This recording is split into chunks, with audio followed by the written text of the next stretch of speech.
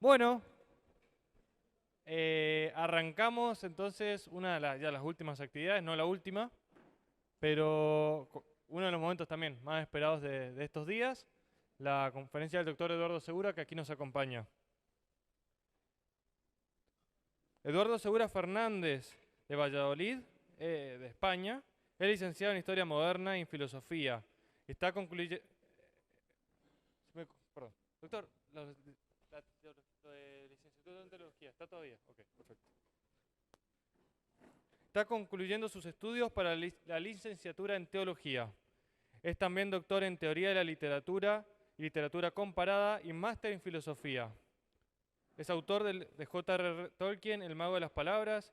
Ha traducido y editado junto a Guillermo Peris Tolkien o La Fuerza del Mito, La Tierra Media en Perspectiva. Es coeditor de Myth and Magic, publicado en 2007. Autor de Las Crónicas de Narnia de C.S. Lewis, una guía de lectura. J.R.R. Tolkien, Mitopoeia y Mitología, Reflexiones bajo la luz refractada, y coeditor del Señor de los Anillos, del libro de la pantalla. Sus trabajos y sus días se centran sobre todo en el estudio de la vida y obra de Tolkien, algunas de cuyas obras ha traducido al español. También trabaja sobre los Inklings, San John Henry Newman y el movimiento de Oxford, los poetas de la Gran Guerra, o Chesterton y George MacDonald, autores a quien ha traducido, así como algunos estudios de especialistas de la talla de Thomas Shippey o John Gard. Muchas gracias, doctor, por su presencia. Y bueno, le damos un fuerte aplauso, por favor. Muchas gracias.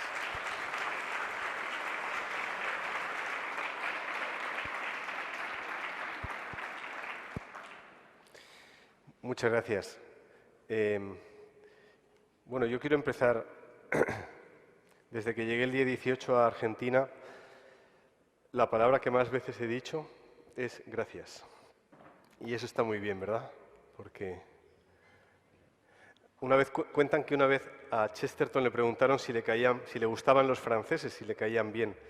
Y dijo, bueno, no los conozco a todos. Pues si a mí me preguntasen si me caen bien o me gustan los argentinos, tendría que decir que aunque no los conozco a todos, a los que conozco me gustan mucho. Y aunque también podría parafrasear con aquello de Bilbo, ¿verdad? Que no conozco a la mitad de ustedes, la mitad de lo que querría, y la mitad de lo que querría es menos de la mitad de lo que la mitad de ustedes se merece. Lo cual siempre me ha dejado pensando, ¿qué hacemos con la otra mitad? Porque esa última mitad, el último reducto de Israel, se podría sentir ofendido, porque de acuerdo con lo que Bilbo dice, cabría deducir que la otra mitad no merece ser conocida. A lo mejor eran los Ciñatiesa de Casadura o, bueno, o alguna rama de la familia Tuc especialmente bueno. Por lo tanto, yo lo primero es agradeceros que estéis aquí, el afecto de estos 2 días. Yo no me imaginaba lo que podría llegar a sentir un futbolista o una estrella del rock cuando le piden fotografías y firmas y fotografías. Ayer decía Jorge Ferro que se sentía también abrumado y estábamos aquí los dos y se juntó a mí y me dice, ya está bien. Bueno, un hombre extraordinario. Bien, entonces quiero centrar mi agradecimiento en lo que significa el trabajo de Juan Guido en la realización de este sueño que hace, no sé, no mucho, ni siquiera éramos capaces de articular ni de imaginar que iba a hacerse realidad. Y con su trabajo y el de todas las personas que han estado aquí poniendo desinteresadamente un trozo de sus vidas y también de su dinero y de su esperanza y de su alegría. Me consta que en algunos casos incluso de momentos difíciles que han sido dejados en segundo plano para estar hoy acá. Pues a todos gracias, de verdad. El tema que yo elegí para hablar esta tarde es un tema espinoso. No sé si acá usan la palabra espinoso como difícil, es un tema arduo. Soy consciente de que incluso algunas de las cosas que puedo yo llegar a decir esta tarde podrían suponer un incomodo de algunas formas de entender el cristianismo. En cualquier caso, yo me debo a lo que considero que es la búsqueda de la verdad y no a otra cosa, con todas mis limitaciones. Así que yo voy a decir lo que tenga que decir y luego no voy a extenderme mucho, voy a procurar no extenderme mucho para que pueda haber preguntas y que en las preguntas espero pueda haber turno de réplica y también de corregirme, porque a lo mejor, perdón, es que me he olvidado de coger una cosa.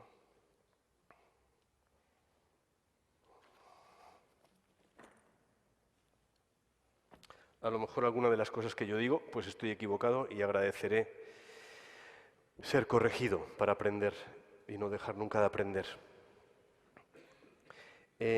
Mi conferencia se titula J.R.R. Tolkien y los límites de la hermenéutica. Yo tomo aquí el concepto de hermenéutica en su sentido literal de interpretación.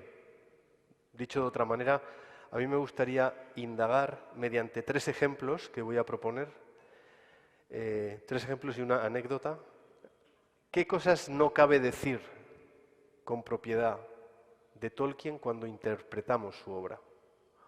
Dicho de otra manera, hasta qué punto hay interpretaciones de Tolkien que dejan de lado elementos radicalmente importantes. Cuando digo radicalmente me refiero a la etimología de lo radical, es decir, lo que va a la raíz y que por lo tanto florece e ilumina las ramificaciones posibles que pueda tener la interpretación de una obra de arte. Es característico de la modernidad, esta mañana nos hablaba Santiago Gelonch de esto, de una manera que me ha encantado, literalmente, es característico de la modernidad, o de uno de los corolarios.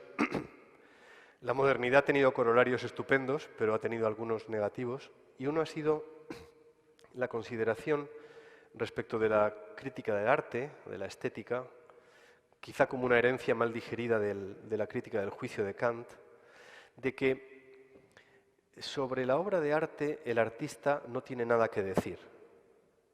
Me refiero al artista que ha dado a luz esa obra de arte, por cuanto que la obra de arte, una vez realizada, sería autónoma y nada de lo que nos diga el autor tiene capacidad alguna de iluminar el sentido y el significado de lo que la obra de arte de suyo, de un modo autónomo, pretendidamente puede contarnos, ¿no? Voy a empezar por el final. Para mí eso es un error garrafal. Y a esa conclusión yo he llegado no estudiando, sino porque mi papá era pintor y escultor. Y yo he visto a mi padre pintar cuando yo era niño. Uno de mis literales pasatiempos favoritos era ir con mi papá a verlo pintar. Y yo me ponía al lado y dibujaba y hacía mis mundos, pero fundamentalmente lo veía pintar. Y las cosas que yo le preguntaba a mi papá sobre sus obras y lo que a medida que fui creciendo fui capaz de alcanzar a entender cuando él explicaba sus cuadros o sus esculturas, a mí me ayudaron, obviamente, muchísimo a entender esos, por ejemplo, los caminos no tomados, por utilizar un verso de Robert Frost, ¿no? Las sendas no transitadas. Las decisiones que llevan a un artista a repintar una parte del cuadro. Si alguna vez vais al Museo del Prado en Madrid, veréis que Velázquez corrigió las patas de los caballos en muchas ocasiones, ¿no? En el retrato del conde duque de Olivares, por ejemplo, se ve la pintura corregida y Velázquez. Nada menos. No el tipo este que va colgando plátanos con esparadrapos en la pared, ¿no? Hablamos de arte con mayúscula. Por lo tanto, el artista tiene mucho que decir porque el proceso de la subcreación, dirá Tolkien, es un proceso, a mi juicio, muy parecido al alumbramiento, al dar a luz. Y aquí, las que sois mamás, lógicamente yo aquí no puedo decir nada. he tenido la gracia de ver a mis hijos nacer, pero yo no los he dado a luz. No he sufrido el esfuerzo y el dolor de darlos a luz, ¿no? Y el gozo también. Pero en el alumbramiento de una obra de arte, ahí hay un proceso de dolor y de gozo, ¿no? Como dice Tolkien en la primera página de su ensayo sobre los cuentos de hadas, en el mundo de fantasía, el mundo de fantasía es este mundo, lo que decía antes el doctor Gelonch. O sea, el mito es más verdad que lo que consideramos real, ¿no? La noción de lo mítico abraza y enaltece lo real porque le otorga la tercera dimensión, que es la de la verdad. Gandalf no es real, desgraciadamente no va a entrar por la puerta, pero es verdad, lo cual es mucho más importante, ¿sí? Bien, comprobaréis a lo largo de la tarde que de vez en cuando mi pensamiento, que funciona como un árbol, se va por las ramas y luego le cuesta volver. Le cuesta, así que pido disculpas. Los que ya me conocéis me lo disculparéis con más facilidad, los que no, os pido perdón una vez más. El problema con la interpretación de la obra de arte, hay una carta en la que Tolkien dice que el sentido de una obra de arte solo lo puede saber Dios y el propio ángel de la guarda. Habría que mandarle esta cita a Lipovetsky a ver cómo se la come, ¿no? O sea, pero en el fondo es cierto, ¿no? O sea, el sentido de la vinculación que hay entre mi propia vida y la obra de arte que yo puedo alumbrar, el sentido último no lo puede saber nadie. Pero desde luego el autor sabe más que el crítico de arte sobre aquello sobre lo que está escribiendo o de lo que está comentando, ¿no? En su ensayo sobre Beowulf, sabéis que Tolkien, incluso a día de hoy, sigue siendo una de las voces primordiales que hay que leer para entender ese poema fundacional de la literatura inglesa. En su ensayo sobre Beowulf, Tolkien dice que la crítica literaria corre el riesgo de convertirse en lo que él llama books on books, o sea, libros acerca de otros libros, en una especie de sucesión interminable que a menudo arroja muy poca luz sobre lo que estamos hablando. Hace un rato hablábamos en la sala de profesores sobre el modo en que lo necesario que es enfrentar a nuestros alumnos con los textos mismos, o sea, con leer, no leer lo que han dicho otros sobre la poesía de Robert Frost o sobre Dante o sobre Spencer, sino leer a Spencer. Y si es posible, leerlo en el inglés del siglo XVII, ¿no? O leer a Chaucer en el inglés del siglo XIV y si fuera posible leer Beowulf en anglosajón. De esa manera podríamos llegar a un aprecio del texto. Cuando nos acercamos a Tolkien, a Lewis, a Chesterton, a Newman, a los grandes escritores sobre los que estos 2 días hemos estado intentando comprender mejor, al final tienes que ir al libro, tienes que leer lo que escribió y dejar de lado interpretaciones tanto a priorísticas como interpretaciones que uno ha recibido ya como verdades, no sé, manifiestas e inconmovibles. Dicho de otro modo, la obra de arte lo primero que nos exige es humildad. Y no me refiero a una humildad, me refiero a un conocimiento de lo que uno es. Y por lo tanto también a la conciencia de que uno se acerca a la obra de arte con lo que uno es, con todo lo que uno ha conseguido hacer. Cuanto más sabes, más puedes apreciar una obra de arte. Aunque a veces eso se pueda convertir en un obstáculo. Voy a poner un ejemplo. Estudiar mucho cine puede llevarte a ver una película estando todo el rato ahí, a ver, en el plano contra plano, en el salto de eje, ¿verdad?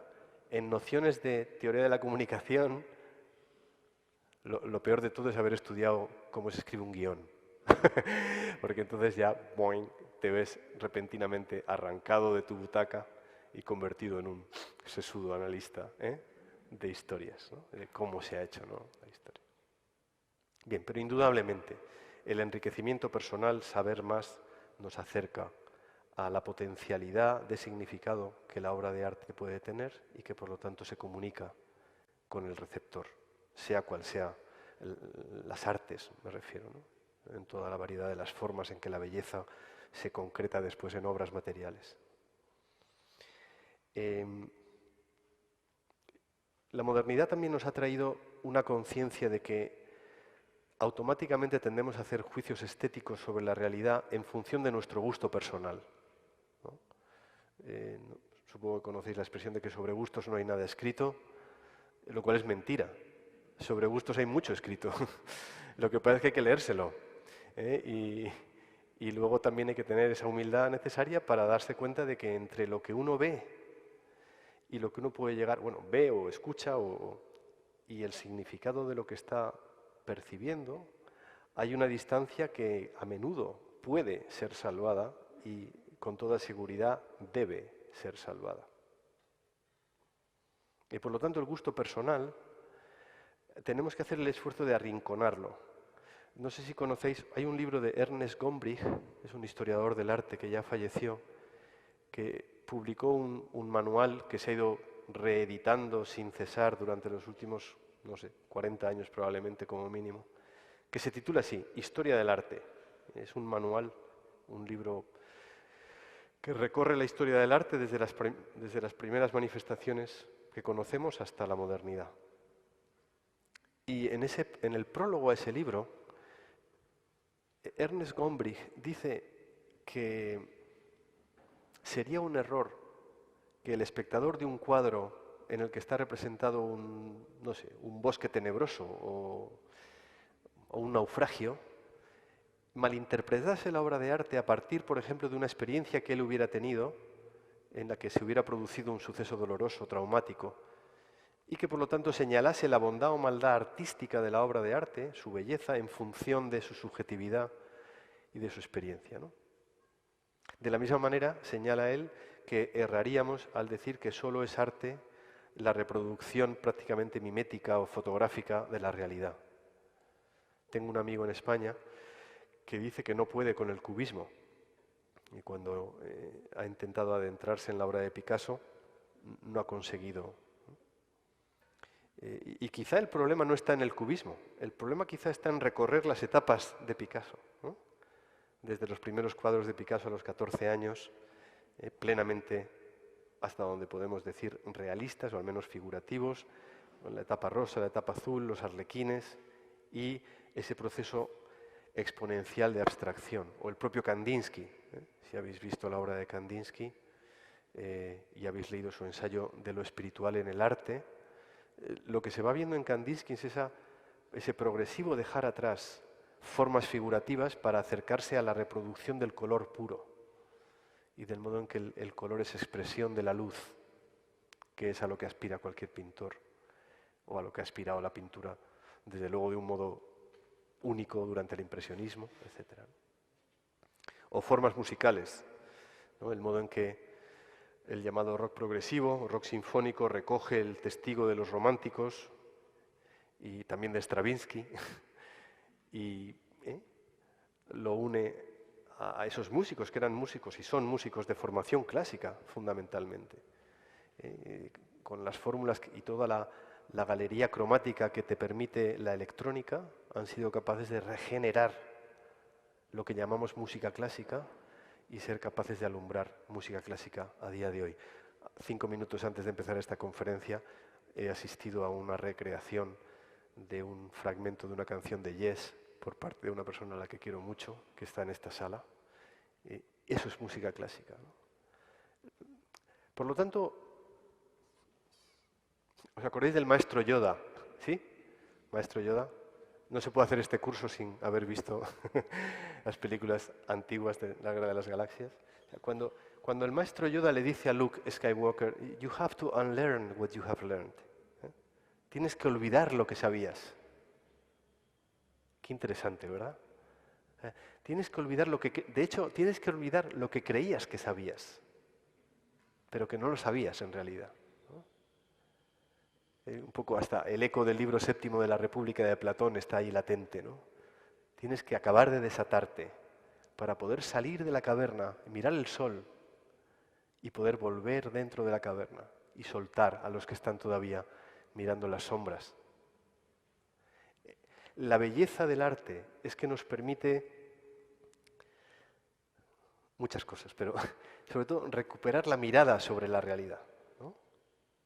Dicho de otro modo, la grandeza del arte no está en su valor educativo, sino en el valor intrínseco que tiene como formadora de nuestra manera de mirar el mundo y permitirnos verlo como por primera vez. ¿Os acordáis del Principito? Que todas las noches volvía a mirar en la puesta de sol. Y cuando se le pregunta por qué, dice, ¿por qué es tan bello? ¿Qué otra razón puede haber? ¿No? Es la mirada lo que es desafiado cada día. Hoy nos lo decía José Aguerre, ¿no? ¿Conocéis el brindis de Tolkien? En el año, creo, 64, Tolkien fue invitado a una... No recuerdo si el año es exacto, pero me da igual, la anécdota sí. Recibió un doctorado honoris causa, creo que en Holanda. Y en el brindis, Tolkien dijo, miro al norte y al sur, al este y al oeste, y no veo a Sauron, pero la estirpe de Saruman se ha multiplicado.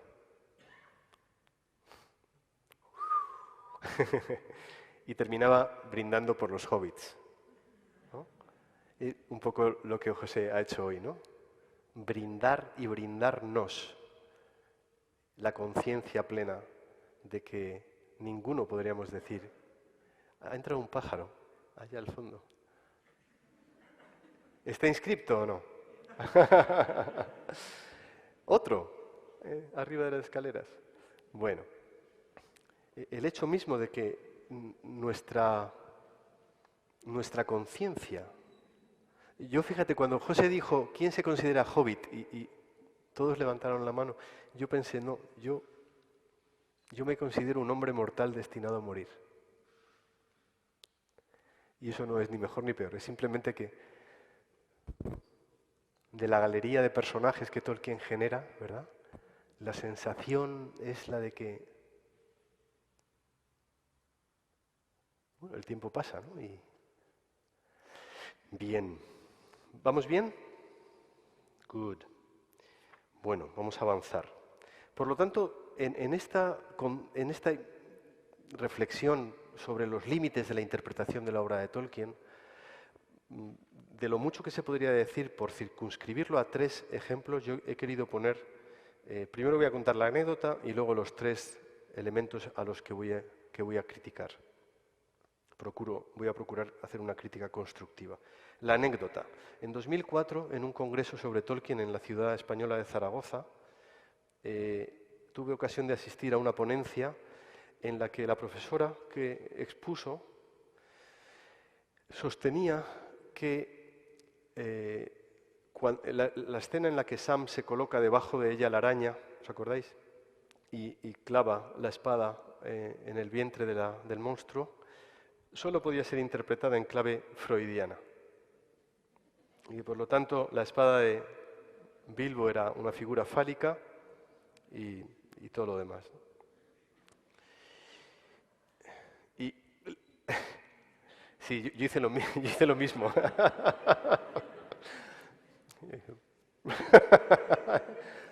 Por favor, ¿no? ¿Cuál es el problema de esto? Es mucho más grave de lo que parece.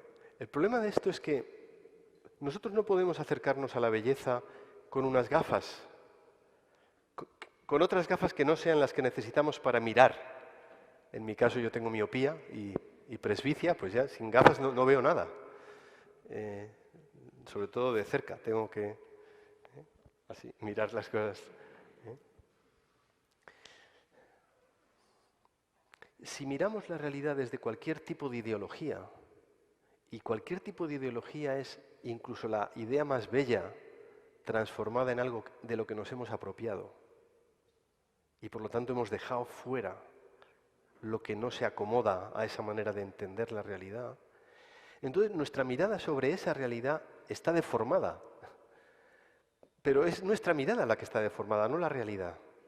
la realidad sigue ofreciéndose a nuestra consideración en un desafío misterioso que requiere de la objetividad y del esfuerzo ímprobo que exigirá de nosotros a lo largo de nuestra vida volver una y otra vez a la consideración de las cosas bellas. Por poner un ejemplo, la primera vez que yo leí El Señor de los Anillos, esto ya lo he contado muchas veces, yo tenía 14 años y pensé que la muerte de Boromir era merecida.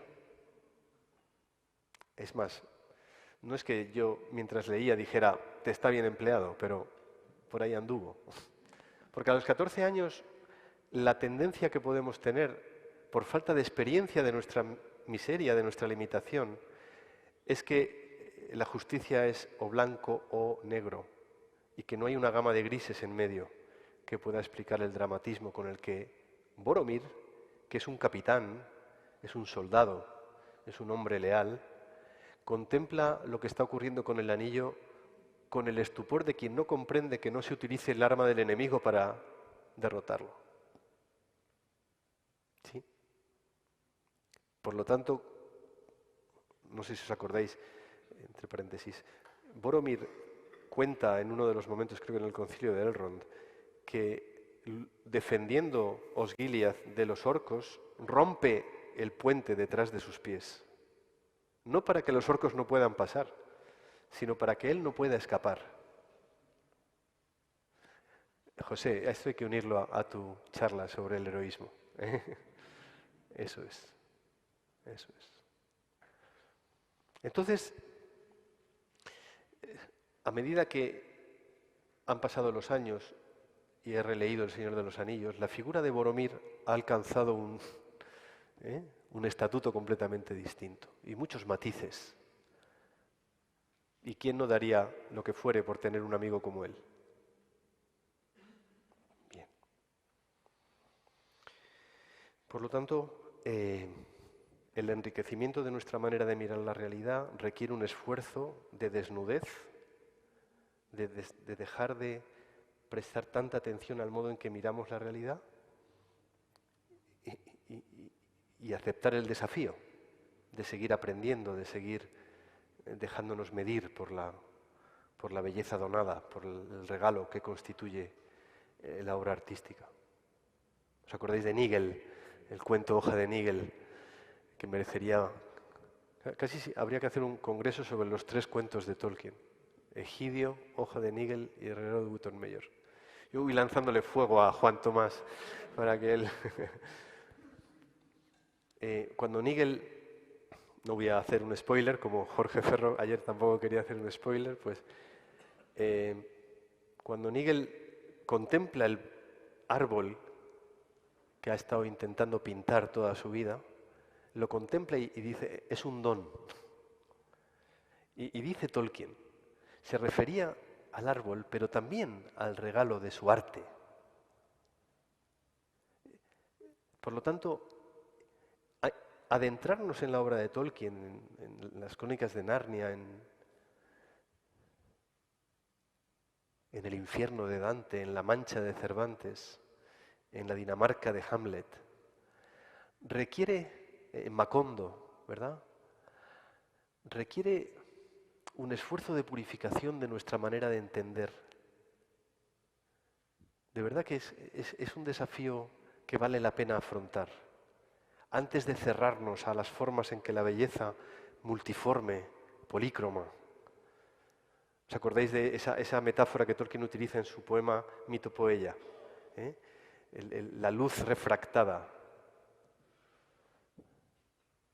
Una canción de Marillion también, Splinter Light, ¿no? La luz que se refracta y va de mente en mente, como haces del arco iris que luego se resumen en el blanco, como en el disco de Pink Floyd.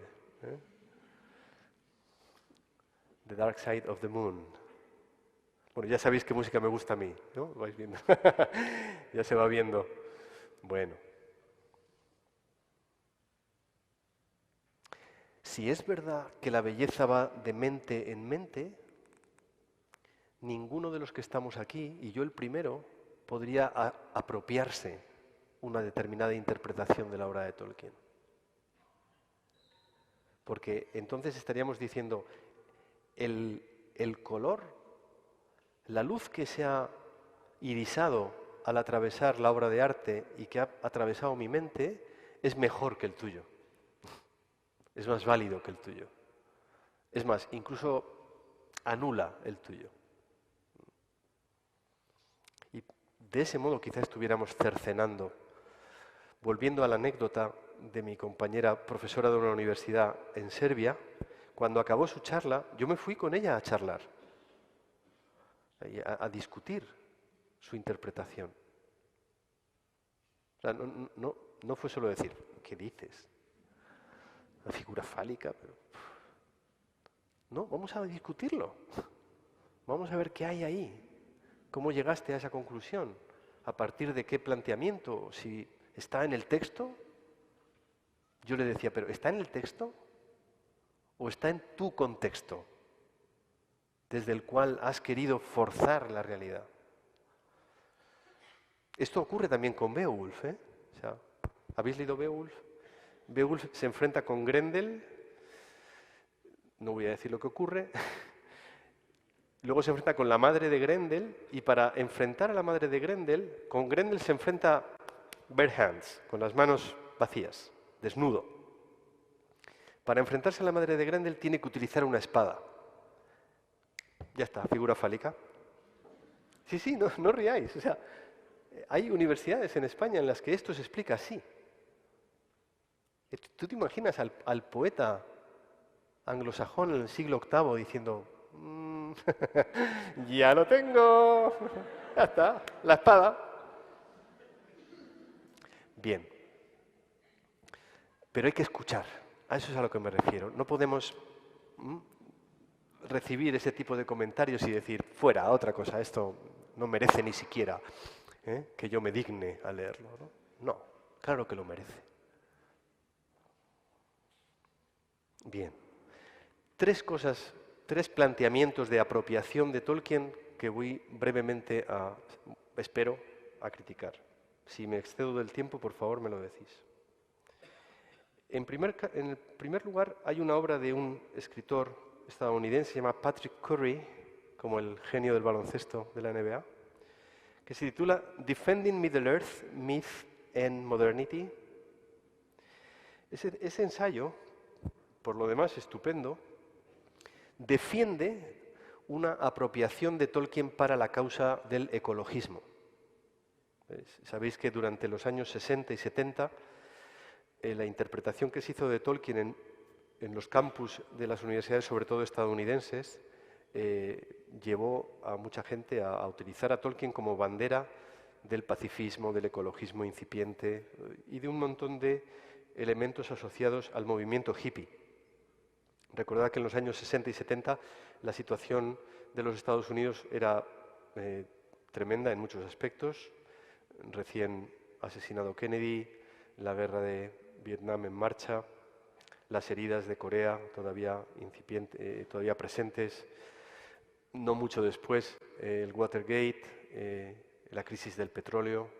Es decir, frente a todo eso, que ya venía de antes, venía de los años 50, de la poesía de Allen Ginsberg y algunos otros poetas llamados confessional poets, ya se estaba moviendo en los Estados Unidos algo, la llamada contracultura, ¿no? Una manera de entender y de estar en el mundo que hiciera frente a lo que estaba ocurriendo en el país. El movimiento hippie surge de algún modo como una reacción que, como ocurre casi siempre en los movimientos pendulares de la historia, se va al otro extremo. Y en ese otro extremo lo que se busca es una simplificación de la vida, basada en una vuelta a la naturaleza, a otras muchas cosas, al probar diferentes tipos de hierbas. Pero había ahí algo prístino, algo de búsqueda esencial, y digo esencial de intento. O sea, lo que buscaban el movimiento hippie era llegar al núcleo de las cosas. Y eso requería experimentación.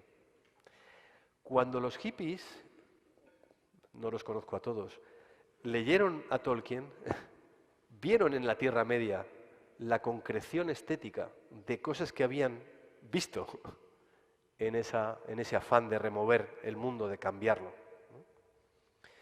Y por lo tanto es divertido, pero en aquellos años hubo pintadas en el metro de Nueva York de Frodo vive, Gandalf for President, o sea, incluso se hicieron chapas, ¿no?, en las típicas de las campañas electorales, con Gandalf for President y cosas así, ¿no?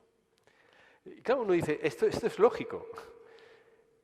Si corruptio optimi pessima, entonces la manera de corregir lo pésimo es volver a lo óptimo. Volver a una mirada ideal, aunque idealizada, sobre la realidad. Y lo que nos dice, si habéis visto la película Shadowlands, Tierras de Penumbra, que cuenta esos años terribles de la muerte, la enfermedad y muerte de Joy, de la mujer de Luis, hay una frase que sirve como estribillo de la película, que es: leemos para saber que no estamos solos. Y es verdad.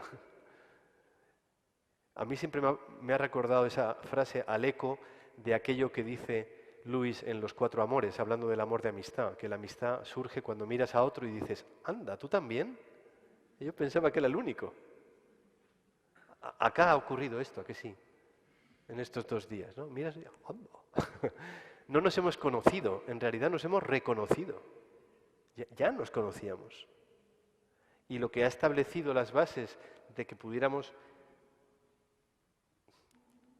tener una incipiente amistad es que ya teníamos mucho camino recorrido, ¿sí?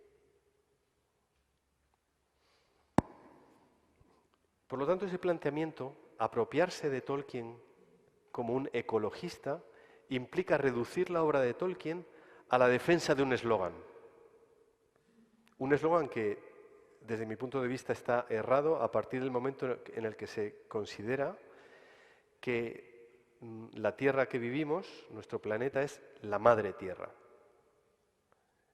Y yo me imagino a San Francisco de Asís levantándose de su tumba y diciendo, no, como mucho, hermana Madre Tierra. No, Madre Tierra ni historias.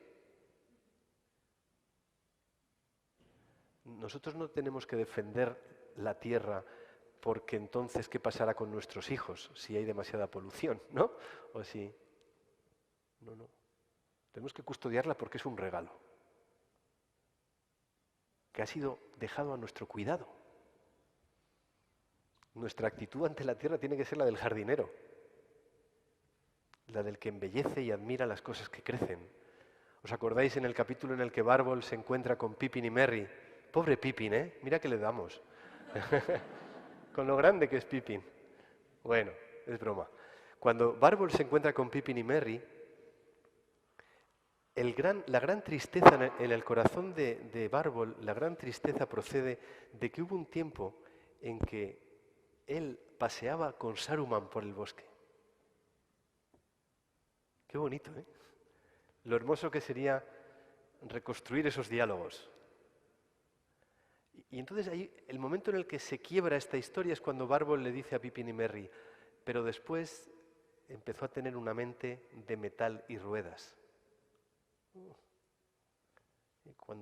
Esto está en la película, está de un modo, en las películas de Peter Jackson, de un modo un poco simplificado, pero que funciona, de un modo icónico, funciona como imagen de esta destrucción gratuita, ¿no? De cuando ordena que talen todos los árboles. ¿Pero qué ha ocurrido con Saruman? Lo que ha ocurrido con Saruman es que ha dejado de contemplar la realidad como un regalo. Y como le reprocha Gandalf, ¿os acordáis? Ha querido mirar dentro de las cosas.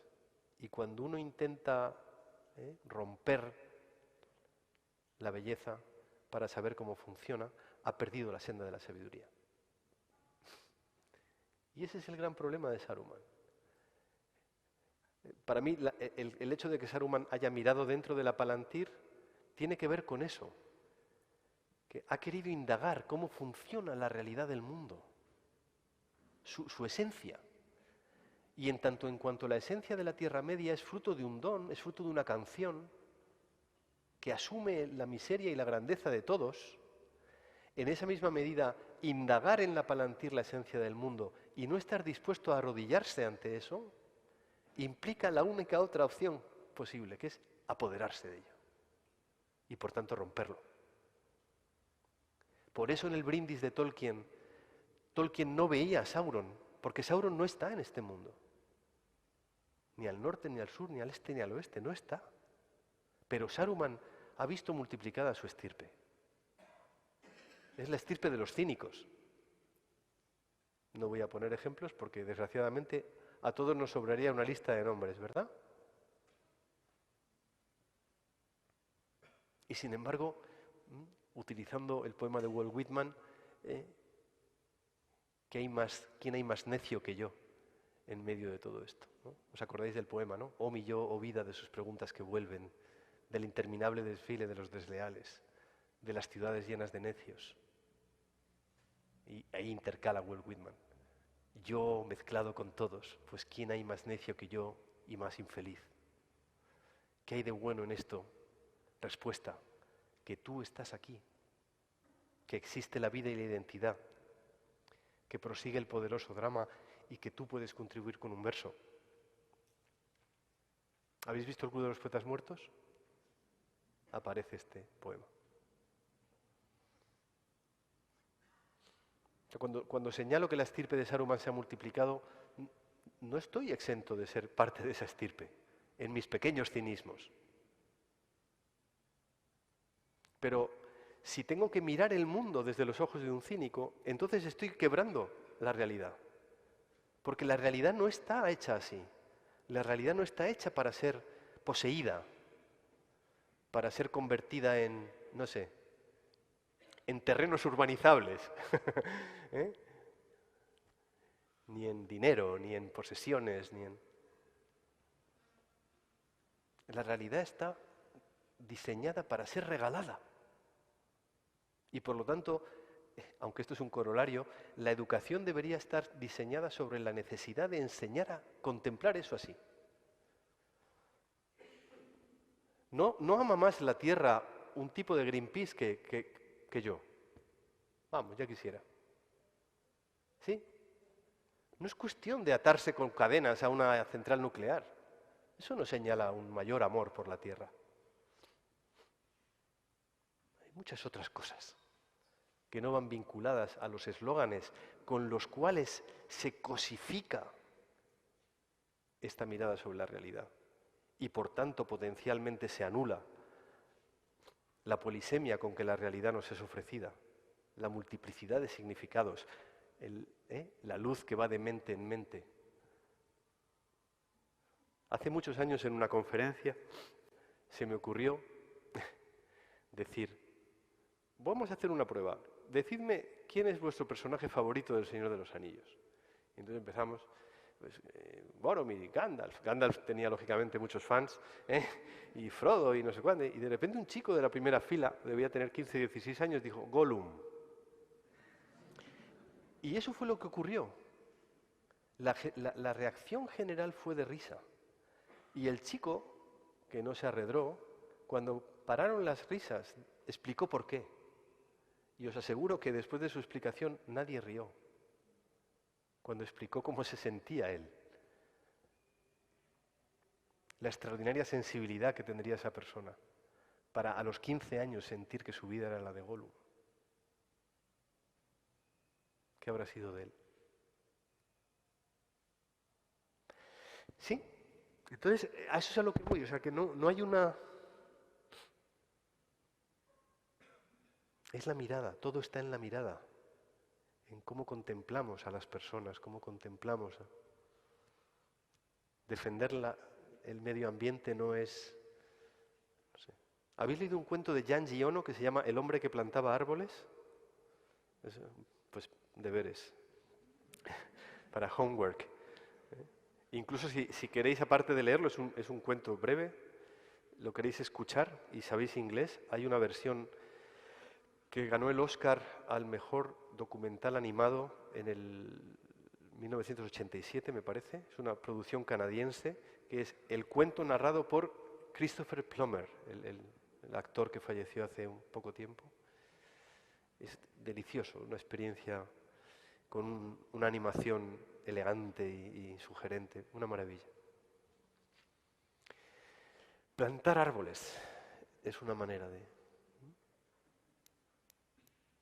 Mil cosas que podemos hacer y que no van necesariamente unidas a... Bien, apropiarse de Tolkien desde la causa ecologista es una limitación, es cercenar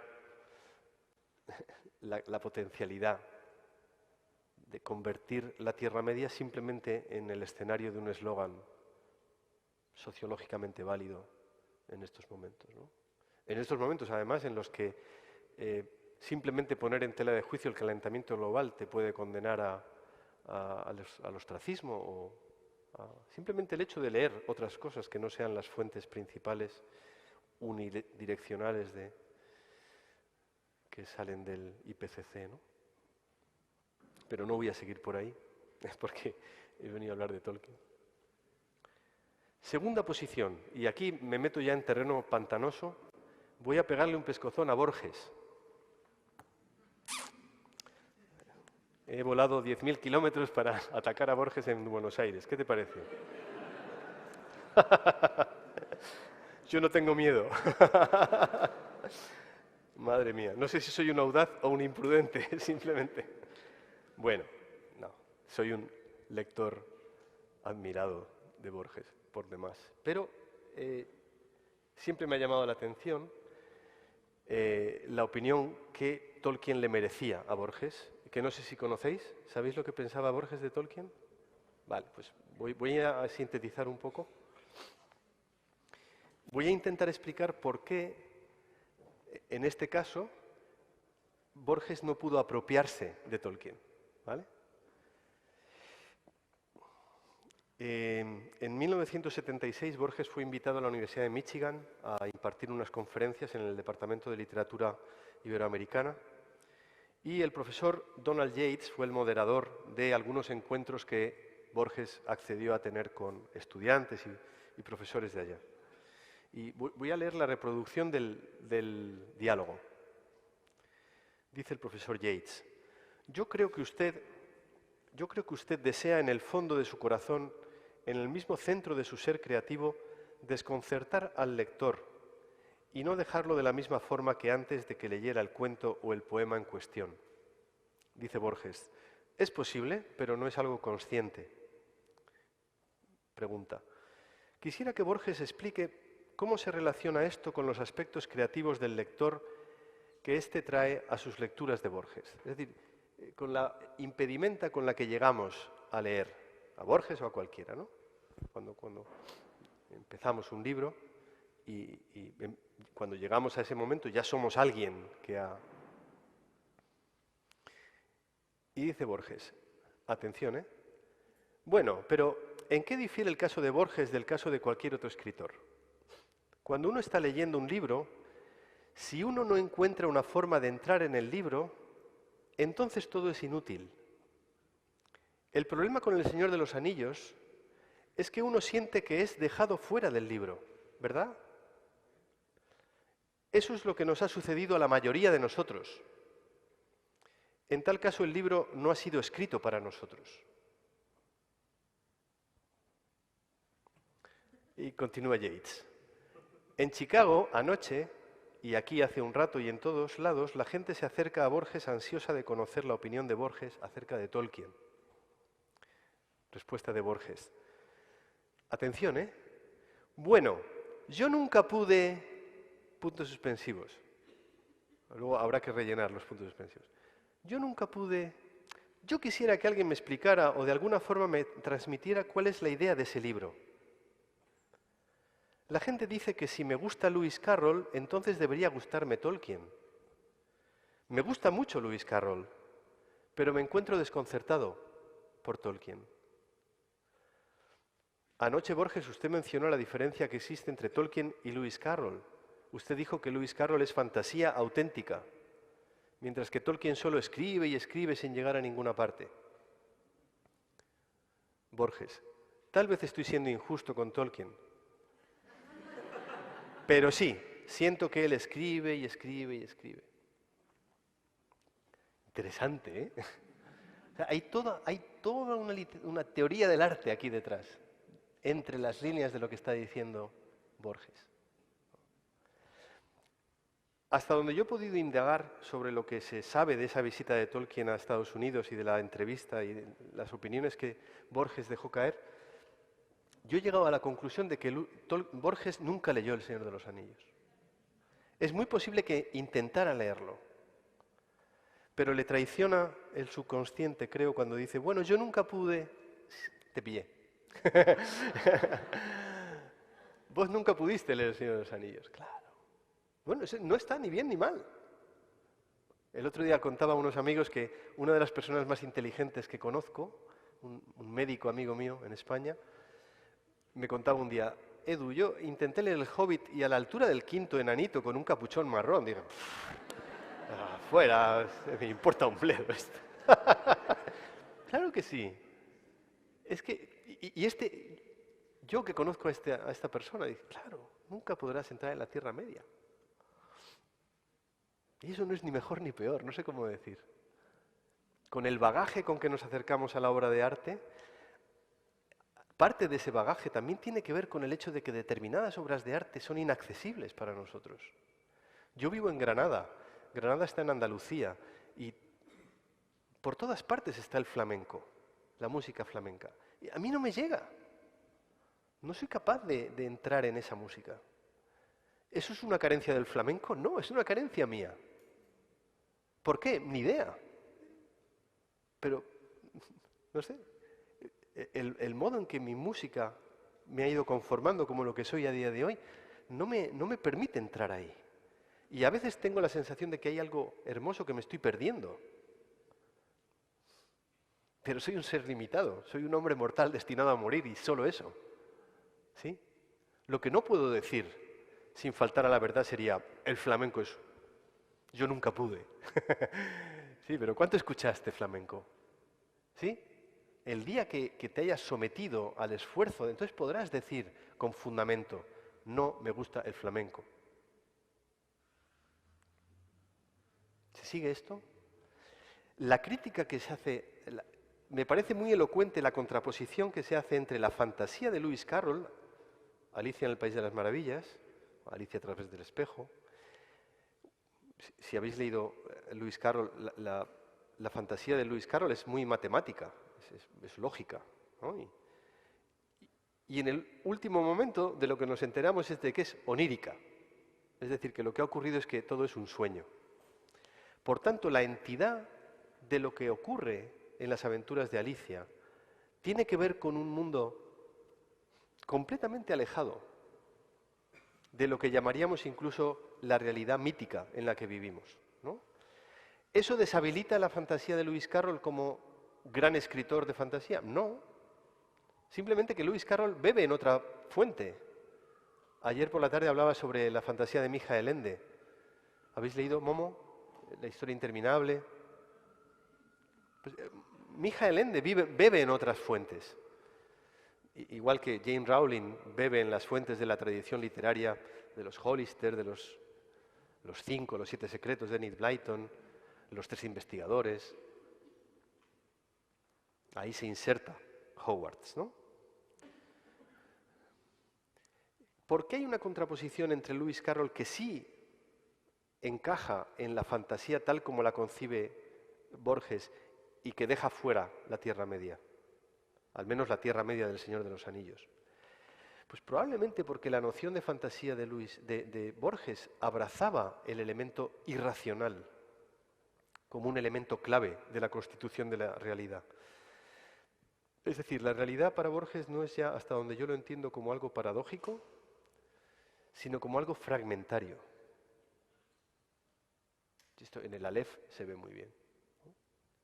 La realidad se nos presenta como una especie de criptograma o de enigma, cuya resolución es dramática porque no se nos han dado las claves para entenderlo, para recomponer los trocitos del mosaico y recuperar la visión completa de la realidad.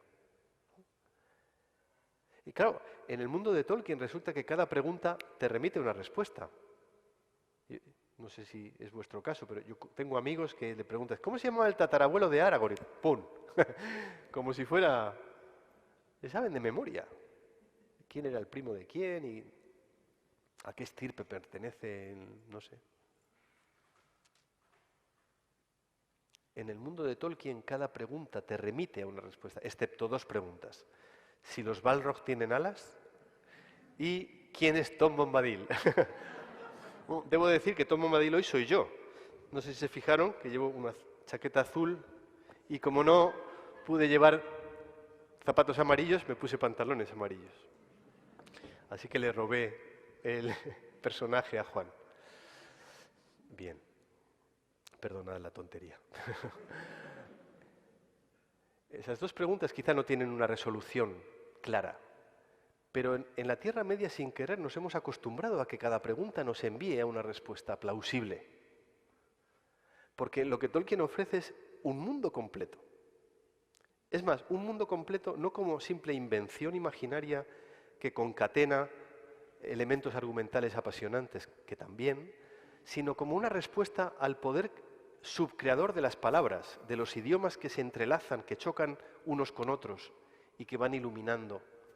¿Os acordáis cuando Theoden conoce a Merry?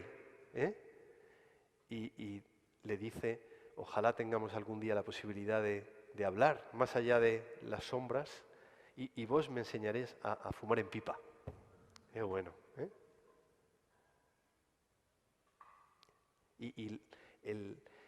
Cuando Pippin y Merry se encuentran con Bárbol y Pippin dice, yo soy Pippin, este es Merry. Y Bárbol casi le da un paro cardíaco, ¿no? Y dice, ¿y tú cómo te llamas? Y dice, decirte mi nombre, dice Bárbol. Decirte mi nombre significaría contarte una historia. Porque mi nombre siempre está creciendo. Tú imagínate a Pippin diciendo, ¿entendiste algo? ¿No? Y sin embargo, Pippin, del que nos hemos reído tanto y con tanto motivo, cuenta en un párrafo que Tolkien cita con comillas, lo cual demuestra que El Señor de los Anillos es una crónica, entre otras cosas, cuenta el testimonio de Pippin al mirar dentro de los ojos de Bárbol. Y dice que fue como asomarse a un pozo de recuerdos. Amigo mío. Yo nunca pude. Claro, yo nunca pude. Qué pena. Borges no llegó acá. No llegó a ese momento. Estoy convencido de que habría apreciado. Un hombre de esa sensibilidad y de esa sabiduría habría apreciado la carga lírica de ese momento.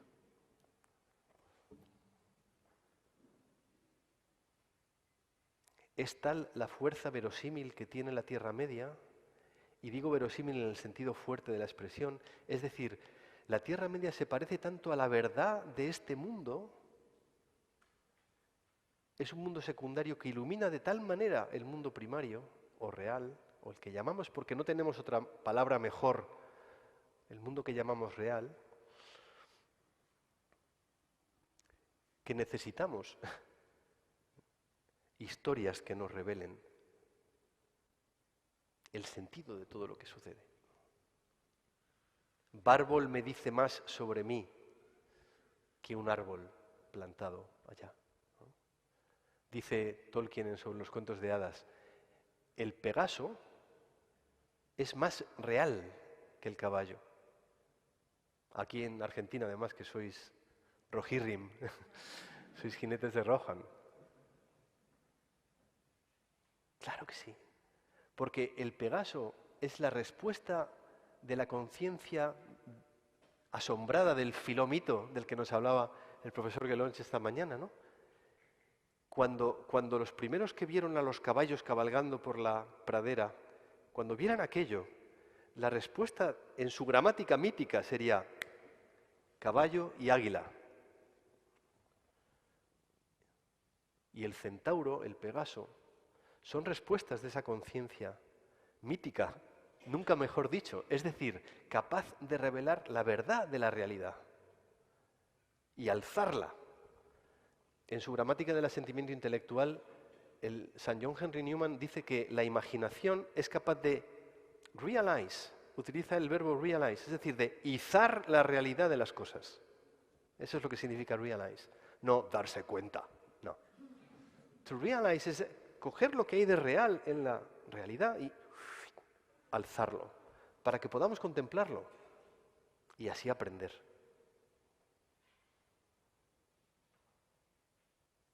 El nombre de las cosas siempre está creciendo. Yo me llamo Eduardo. En anglosajón, que es de donde viene mi nombre, Eduardo significa el guardián de la riqueza. Nada que ver con la realidad. Ya está. Entonces el nombre que me pusieron. Y supongo que los nombres de los que estamos acá, pues quizá no tengan mucho que ver con quiénes somos. Pero sabemos por culturas ancestrales que en muchas de ellas siguen dando un nombre en el nacimiento y un nombre después del rito iniciático y un nombre en la muerte. O sea, Frodo, al final de la historia, es Frodo Nueve Dedos. Y Sam ya no es Sam Gamgee, es Sam Sagaz. En inglés, Sam Wise, lo cual es muy interesante. Es Sam el sabio. Igual que Aquiles es el de los pies ligeros. Y Ulises es el astuto. Y Simón es Pedro. El cambio onomástico, el cambio en tu nombre, implica un cambio de cualidad ontológica. Y por lo tanto, nosotros tenemos un nombre que aún no conocemos.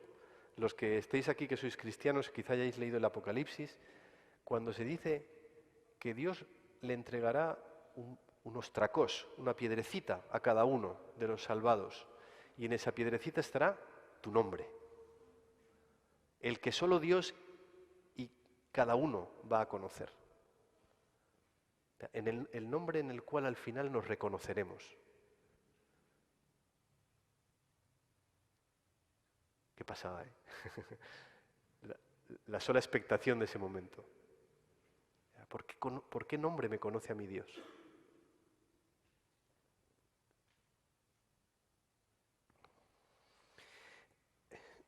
No quiero pasar a lo siguiente sin recordar ese momento cuando Pippin y Merry están con Bárbol y Bárbol dice, bueno, vámonos de aquí. ¿Qué nombre le habéis dado? Y dice Pippin, en inglés sugiere 3 palabras, dice hill, shelf, step, o sea, colina, básicamente. Y Bárbol lo mira con extrañeza y dice, no me parece una palabra muy adecuada para algo que ha estado aquí durante siglos. Pippin, igual. Hill, shelf, o sea, 3 monosílabos para algo que lleva allí años y años y años. Este contraste de opiniones, dicho de otra manera más precisa, este contraste de miradas sobre la realidad, es lo que va construyendo en el desplazamiento cartográfico que empieza en Hobbiton y termina en Mordor para luego regresar hasta el extremo occidental. Es lo que va construyendo una profunda coherencia. Por eso cuando Borges dice, Tolkien escribe y escribe y escribe, claro que sí, síguelo en lo que está escribiendo, porque solo al final entenderás el sentido de la compleción de sentido que arranca de ahí.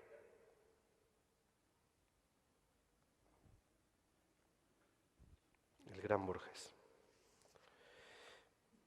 Paso al tercer ejemplo de lo que quería poner como ejemplo de apropiación de Tolkien desde mi punto de vista indebido. En el caso de Borges he intentado mostrar por qué Borges no pudo apropiarse de Tolkien, por vía negativa más que positiva.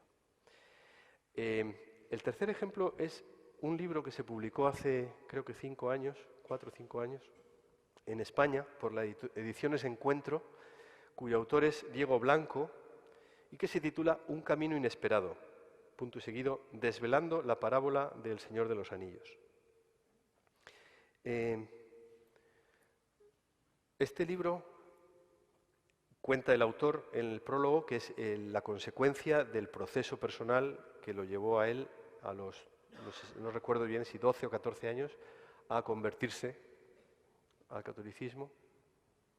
Y él explica en el prólogo que escribe este libro para un poco contar esa experiencia de conversión, pero donde yo pienso que pierde pie es en la lectura que lleva a cabo a lo largo de todo el libro, que es una lectura eminentemente alegórica del Señor de los Anillos y desde un punto de vista abiertamente,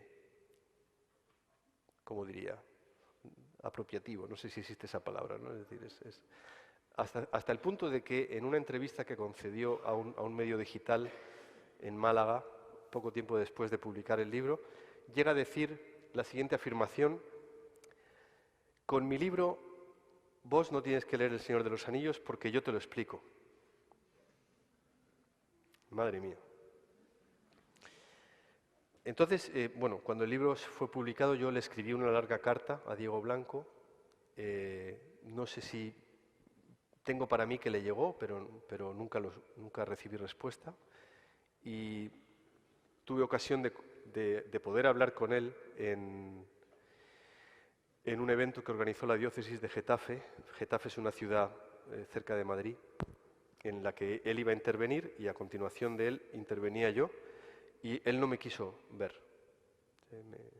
Me rehuyó y nunca he podido conversar con él de...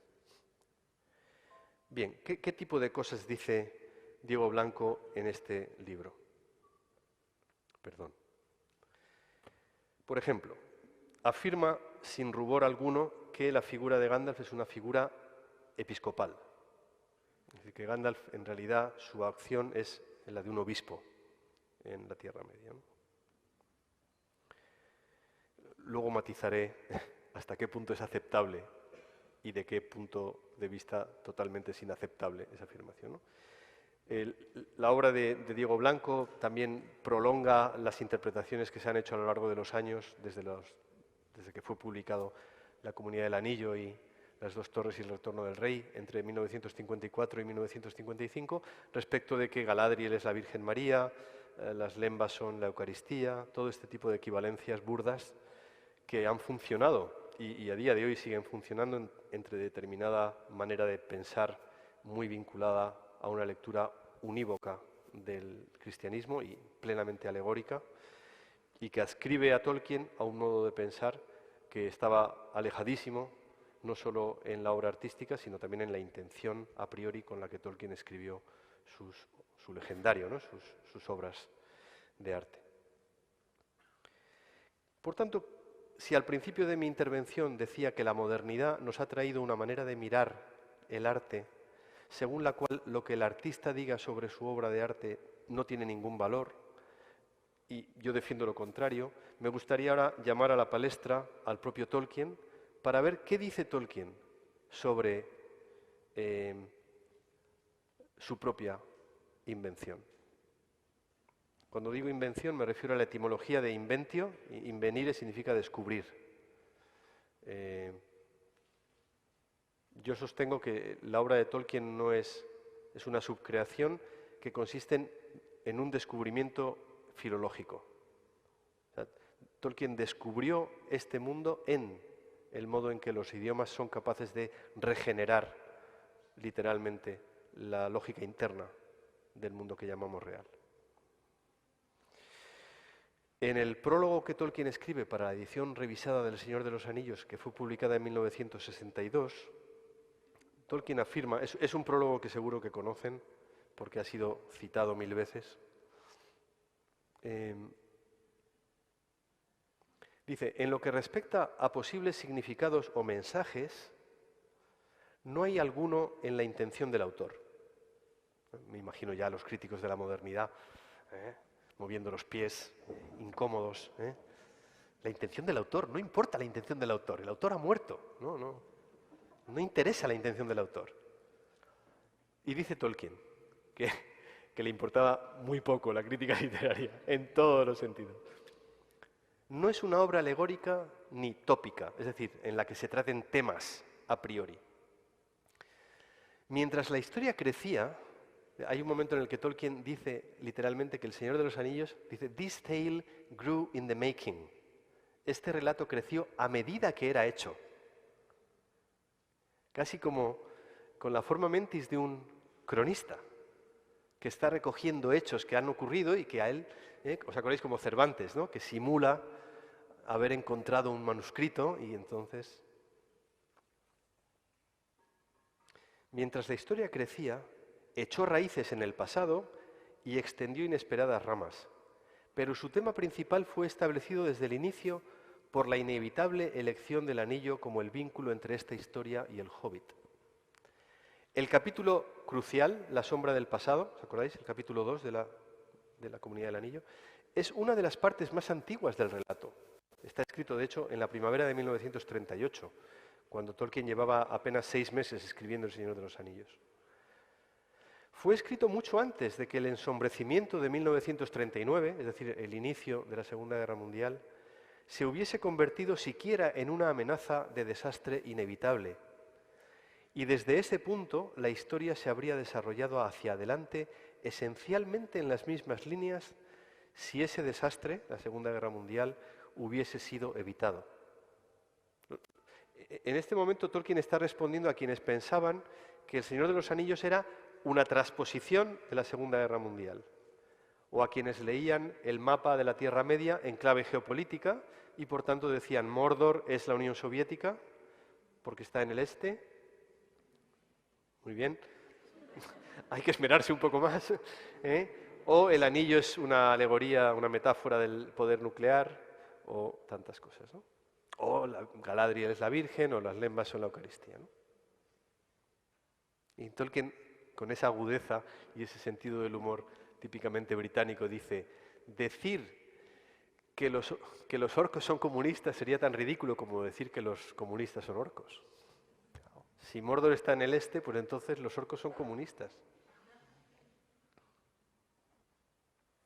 Y en la reseña que Clive Staples Lewis publicó del Señor de los Anillos en el Times Literary Supplement, dice, no cito de memoria exactamente, pero viene a decir, el problema era que la realidad después de la Segunda Guerra Mundial empezó a parecerse peligrosamente a la Tierra Media. Y acaba señalando que el mito es la llave maestra que uno puede aplicar a cualquier llave, a cualquier puerta. Porque el mito permite lo que Tolkien, voy a explicar ahora después, lo que Tolkien llama la aplicabilidad libre. Es a día de hoy el mito el que nos permite entender la cambiante realidad que nos rodea. Voy a poner un ejemplo. 2 ejemplos. Uno me ocurrió 2 semanas antes de que se estrenase La Comunidad del Anillo, en 2001. Una cadena de televisión en España me pidió una entrevista sobre el inminente estreno que nos tenía a todos, ¿verdad?, expectantes a ver qué iba a pasar. Y la chica que vino un cámara con la periodista, entonces el cámara iba haciendo sus pruebas de blanco y tal, y mientras la periodista me dice, mira, yo voy a hacerte una pregunta muy sencilla porque yo no he leído El Señor de los Anillos, así que yo te hago una pregunta muy fácil y ya di lo que quieras. Estamos acá con Eduardo Segura, tal igual. Eduardo, ¿qué tiene que ver lo que ha ocurrido en las Torres Gemelas con El Señor de los Anillos? Allá en directo, ¿sabes? Para entrar en un noticiario. Hombre, me alegra que me hagas esta pregunta. En realidad, ¿qué me estaba preguntando? Me estaba preguntando si George Bush era Gandalf y Bin Laden era Sauron. No. En realidad la pregunta tenía que ver con la manera en que la historia de Caín y Abel se reproduce.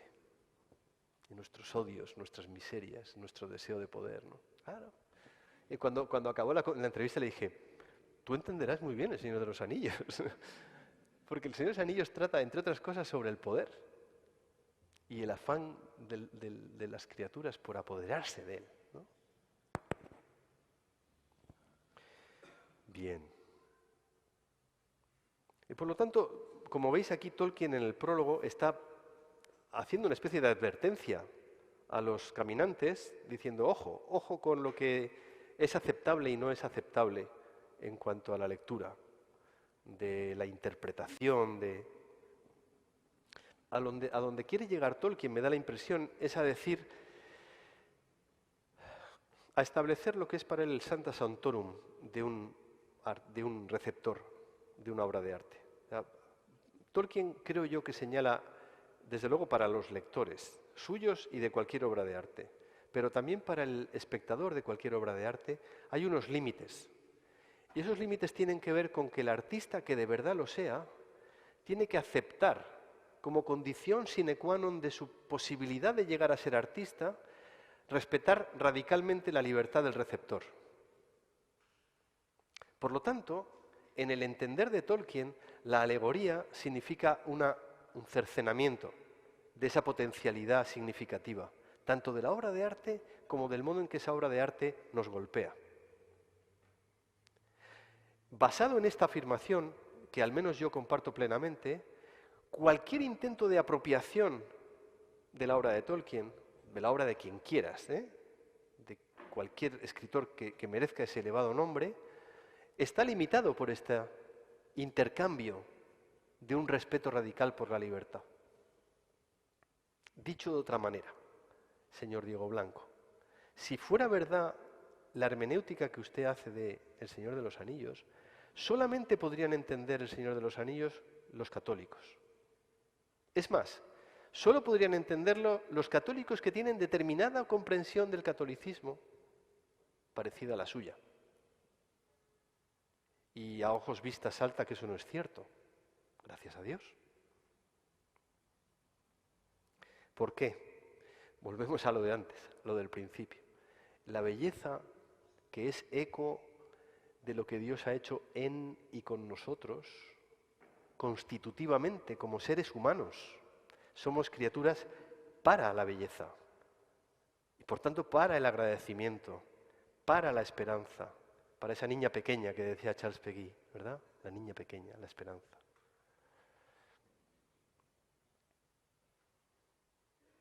Nosotros que hemos sido creados para ese contexto y no para otro, no podemos permitir que se mediatice nuestra mirada sobre la obra de arte desde atalayas, por parecidas que sean a nuestra cosmovisión, por parecidas o apetecibles que sean desde nuestro evolucionar como seres humanos. La obra de arte siempre se yergue como la medida de nuestra estética. Estética procede del griego aisthysomai, que significa mirar.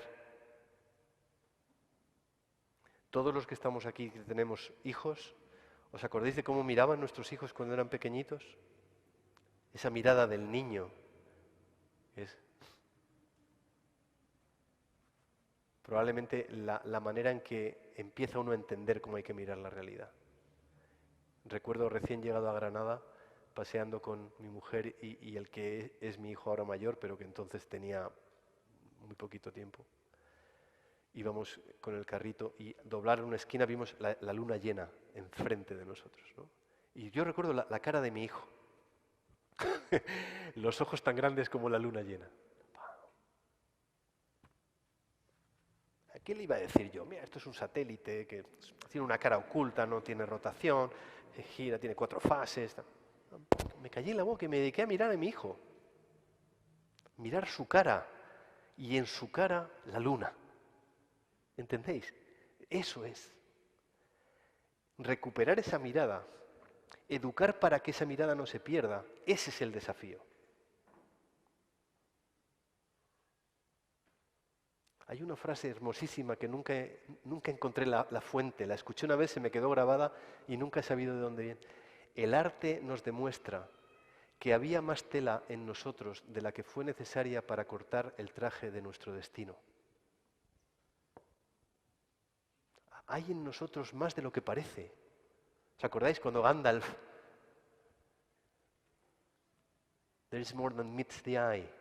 Hay más de lo que el ojo ve en Bilbo Bolsón. Bilbo, no es una frase, salió en la película del Señor de los Anillos, pero...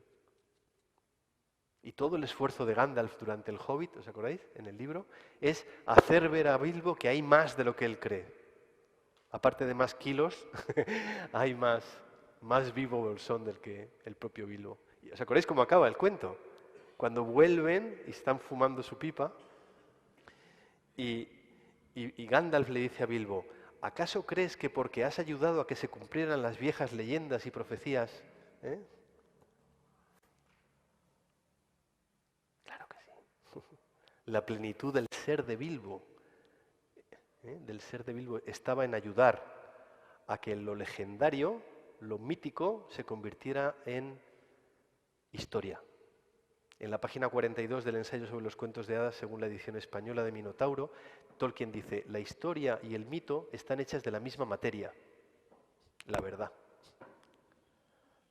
They are made of the same stuff. ¿Os acordáis en la Biblia, no? Saúl mató a 1000, David a 10.000. Pues ni Saúl mató a 1000 ni David a 10.000, pero algo debió ocurrir allá, ¿verdad? Que se transformó el hecho histórico en un hecho legendario que con el paso del tiempo... El otro día, amigos queridos que están en esta sala me llevaron a ver la zona de Buenos Aires, más allá de la UCA, donde está el parque ornitológico, donde están los pájaros, y había una estatua de Fangio. Bueno, iba a decir y otra de Messi, pero solo quedaba un pie. Había una de Guillermo Vilas, de Gabriela Sabatini, de Manu Ginóbili, grandes deportistas argentinos, ¿no? ¿Qué nos queda? O sea, esas esculturas, ¿qué son? En realidad son la cristalización del cúmulo de momentos históricos que al pasar del tiempo se convierten en legendarios y con el paso del tiempo son mitos que se transforman en una efigie, que puede ser, ¿verdad?, un referente. Se convierten literalmente en hitos, en monumenta, en lugares que podemos visitar. ¿Para qué? Para recordar, como decía la doctora Abdala, para volver a traer a la consideración del corazón lo que supusieron aquellos momentos de gloria, ¿no? El mito, una y otra vez, nos demuestra que había más en la realidad, en tanto en cuanto la realidad ya es un regalo, ya es donación plena, de manera que nosotros no necesitamos una interpretación que encorsete la obra de arte a un determinado tipo de visión del mundo. Tenemos que dejar que la obra grite su sentido. Y continúa Tolkien. ¿Voy bien de tiempo? 5 minutos, me sobran 2,5. A mí cordialmente me disgusta la alegoría en todas sus manifestaciones y siempre ha sido así desde que me hice mayor y lo suficientemente cauteloso como para detectar su presencia. Y dice ahora, prefiero de largo la historia, real o ficticia, con su variada aplicabilidad al pensamiento y experiencia de los lectores. Creo que muchos confunden aplicabilidad con alegoría, pero la primera reside en la libertad del lector y la segunda en la expresa voluntad de dominación del autor.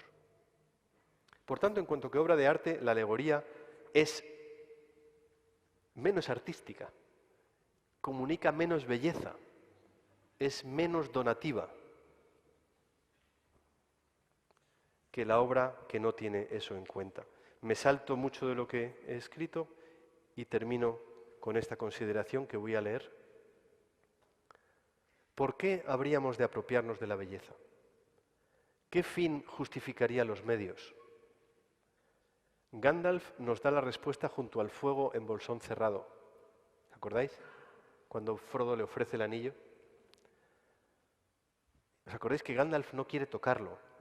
En la película también, pero en el libro Gandalf sí que tiene el anillo en la mano. ¿Os acordáis de eso? ¡Wow! ¡Qué momentazo! Gandalf coge el anillo en el libro y lo lanza al fuego.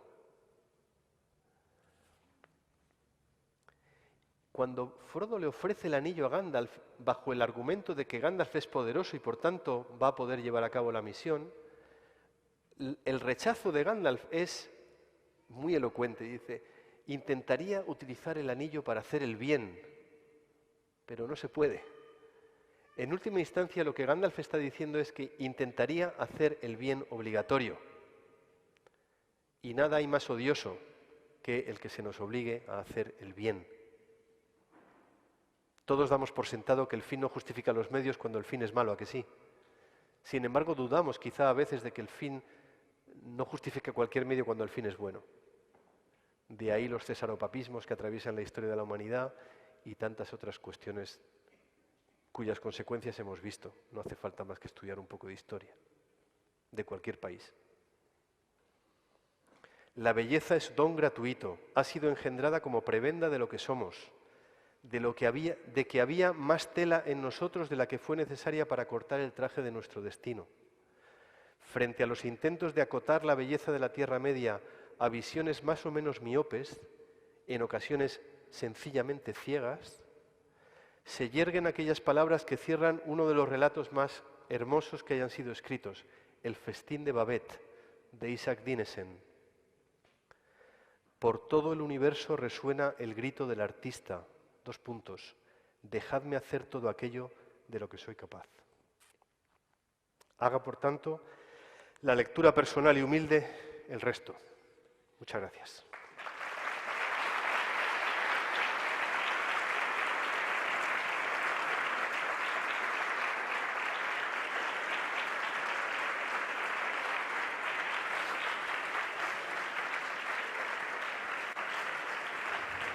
Muchas gracias, Wally. Muchas gracias. Y a vos.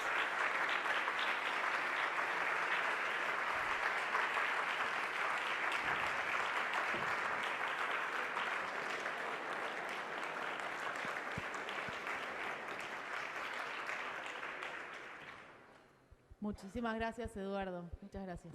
A vos. Vamos a dar ahora espacio para algunas preguntas, pero le damos prioridad a la pregunta del organizador del evento, si les parece bien. Bueno, acá estoy. Muchas gracias, Eduardo, la verdad, muy bueno. Antes que haga un paréntesis, cuando me preguntaste el tiempo, perdón, No. nosotros para... Me sobró 37 segundos. Ah, bueno, buenísimo. No, la consulta viene porque me parece, no sé si será la pregunta de todos, pero sí quiero insistir. Tolkien, además de decir, de separar alegoría y aplicabilidad, que es muy cierto eso, también es cierto que él mismo dice que hay ciertas cosas de las que, no me acuerdo cómo es la cita, la mencionaba ayer en la ponencia. Dice, hay ciertas cosas que no se nos pueden escapar, o sea, que no podemos terminar de evitar porque es casi... no hay intención de hacerlo, pero nos sale solo. O sea, es lo que dice un poco Chesterton en algunos momentos, por ejemplo, dice, no soy un escritor católico, soy católico cuando escribo se me nota. Podríamos decir que con Tolkien pasa en cierta forma eso, no busca una intención, no busca una alegoría, pero sin embargo hay ciertas cosas que justamente son asemejables, pero sin intención, reitero, podemos ver una similitud, ni siquiera eso, una intención, una similitud a ciertos pasajes o ciertos momentos. O sea, no es nosotros interpretar a Tolkien, sino decir qué puede haber leído Tolkien incluso en su momento, porque, por ejemplo, a mí me pasó alguna vez que escuché una conferencia que decía que Gandalf, en síntesis, Gandalf era una representación de la Pachamama también. Entonces... Después de lo de la espada... Bueno, por eso. Cualquier cosa se puede... Por eso, ahí, por ejemplo, no podemos encontrar, incluso dialogando, no vamos a encontrar un sentido. Pero lo que voy, incluso separando de lo que hace Diego Blanco, que muy bien mencionaste y estoy totalmente de acuerdo, el hecho de decir, incluso poniendo acá al gran Jorge Ferro, que hemos estado mencionando ayer, la diferencia entre Jorge Ferro y Diego Blanco es que Jorge, en el fondo, lo que hace, a ver si está de acuerdo un poco con lo que digo, Jorge es un hombre que justamente usted dice, pasó muchas horas leyendo Tolkien, es una interpretación que hace, es más, no es una interpretación la que hace Jorge, es algo que ve que le sale a Tolkien por sí solo y sin intención, ¿no? Y hay un diálogo incluso con el autor, con las creencias del autor, con los convencimientos, y que hace de Tolkien al final un autor católico, pero como usted dijo en alguna conferencia, católico en el sentido original de la palabra, universal, ¿no? Es buscar la universalidad de Tolkien, que usted también hace énfasis. Cerrando la idea, ¿no? Usted no sé si... La idea es de diferenciar un poco para evitar confusiones, porque acá somos todos seres limitados, hay algunos que podemos pensar una cosa u otra. ¿Cuál podría ser la diferencia entonces de lo que hace Diego Blanco, por ejemplo, y lo que hace Jorge? No sé si se entiende la pregunta. Sí, sí. Bueno, a ver. Bueno, entre esos dos casos, esos son dos polos bastante extremos, ¿no? Por eso, pareciera parecido, pero es muy distinto. Y eso creo que he entendido entonces. Pero por eso me gustaría si podría explicar, para evitar la confusión también del mismo público, para decir, este está diciendo que lo de Jorge es... Sí. Y no ha querido decir eso porque ayer mismo lo ha notado que no. Sí. Sí, bueno, yo creo que la diferencia esencial, al menos desde mi limitada percepción, es que uno se apropia de la obra y el otro no. Es decir, yo puedo estar o no de acuerdo con algunas cosas que dice Jorge Ferro en Leyendo a Tolkien, y de hecho lo estoy, pero en el prólogo que tan amablemente me pedisteis que escribiese para ese libro tan propedéutico, ¿no? tan apto para entrar, creo que lo que hay en ese libro, y ya que no está Jorge, y por tanto no me va a decir que me calle, porque va a ser una alabanza lo que voy a decir hacia él, en el libro de Jorge Ferro hay más de Jorge Ferro que de Tolkien. No sé si se me explico. Leyendo a Tolkien es una revelación del alma de Jorge Ferro, de la grandeza de su corazón, ¿sí? Es decir, lo que demuestra Jorge Ferro al escribir Leyendo a Tolkien, hasta donde yo lo entiendo, es que cuando una obra de arte del calibre del Señor de los Anillos o el Hobbit se encuentra con alguien como Jorge, entonces lo que sale es lo mejor del receptor, ¿no? De la misma manera que cuando Rembrandt medita la parábola del hijo pródigo, sale el cuadro, el último de todos los que pintó sobre el hijo pródigo. Supongo que tenéis en mente cuál es, ¿no? El del abrazo. En los años en que Rembrandt se estaba muriendo de hambre, por cierto. Entonces, pobre Diego Blanco. Lo vamos a poner como sobrenombre Pippin. Bueno, a lo que me refiero es a que, ¿no? Y no cejaré hasta que pueda un día hablar con él, e invitarle a unas cervezas y hablar de esto. Porque hay que hablarlo. Hay un bien mayor que tener razón. Yo no quiero tener razón. No quiero llegar a Diego y decir, no, el que tengo la razón soy yo. Tú estás equivocado. No, no es eso. Es simplemente que, con la mejor de las intenciones, él no se está dando cuenta de que está cerrando a muchas personas el acceso a la obra de Tolkien. Porque se la ha apropiado, ha cerrado la puerta y ha dicho, de acá adentro estamos los que entendemos a Tolkien. Y acá afuera estáis los que estáis a por uvas. No sé, expresión a por uvas. En mi país es que no tenéis ni idea de lo que estáis haciendo.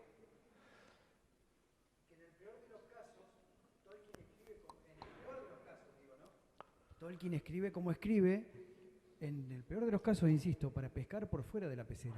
Eso es. Y lo que hace Diego es, no, listo, ya está. Esto es lo que se pescó y acá comen acá nomás. Se puede domesticar la belleza. ¿Os acordáis del Principito? Cuando el Principito se hace amigo del zorro y dice, ya, me domesticarías, y entonces no. O sea, el respeto por la libertad del espectador, de verdad os lo digo, y seguro que alguno de los que estáis acá sois artistas, en el arte que sea, ¿no? Alguno me consta que lo sois de hecho.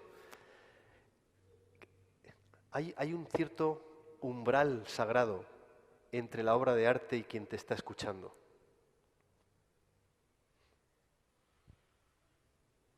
Hay un silencio. Ahora pregunto. Que ha de ser respetado, ¿no? Y ese silencio ha de ser respetado desde la idea también del propio artista, como un a priori necesario de su manera de inventar las miles de formas que adopta la belleza. Que es el decir, una vez dada a luz, esta obra está, de algún modo... Hay una carta preciosa y terrible en la que Tolkien dice, después de escribir El Señor de los Anillos y publicarlo, dice, en esta obra yo he expuesto mi corazón a los disparos. Y un poco más adelante dice, está escrita con la sangre de mi vida. ¿Cuántos escritores pueden decir que su obra está escrita con la sangre de su vida? Alguna vez he contado, hoy no lo voy a contar porque me echaría a llorar, pero de verdad, nunca lo consigo. esa página del Señor de los Anillos que está, la tinta está borrada por las lágrimas de Tolkien.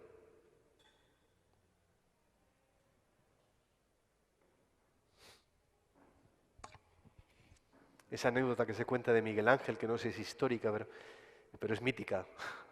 Y Miguel Ángel, cuando terminó el Moisés para la estatua de Julio II, para el monumento fúnebre de Julio II, y le golpeó en la rodilla y le dijo, habla. ¿Habéis visto el Moisés alguna vez? Si alguna vez vais a Roma y podéis verlo, es lo único que le falta. De hecho, la sensación es que se va a levantar del sillón y te va a dar con las tablas de la ley en la cabeza. Es como la fuerza contenida, ¿no?, en la piedra. Entonces, el artista, cuando de verdad lo es, está viviendo continuamente en esa tensión existencial entre dar a luz y ser como Dios, ¿no? Fijaos qué interesante. La tentación del demonio. Seréis como dioses, conocedores del bien y del mal. No, te has equivocado.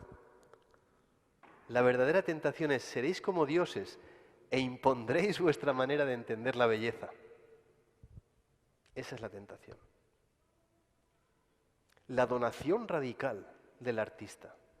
La relación que hay, es ese cartel, fe, arte, mito.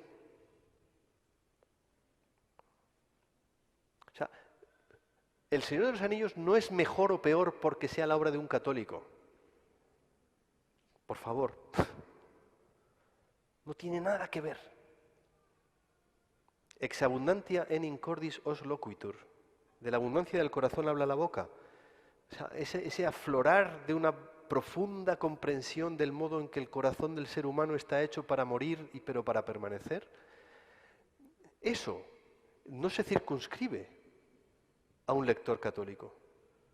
Porque entonces habría muchísimas gentes, y supongo que tenéis la experiencia, yo tengo muchos amigos ateos que entienden muy bien la Tierra Media. Y en algunos casos entenderla también les hace sufrir.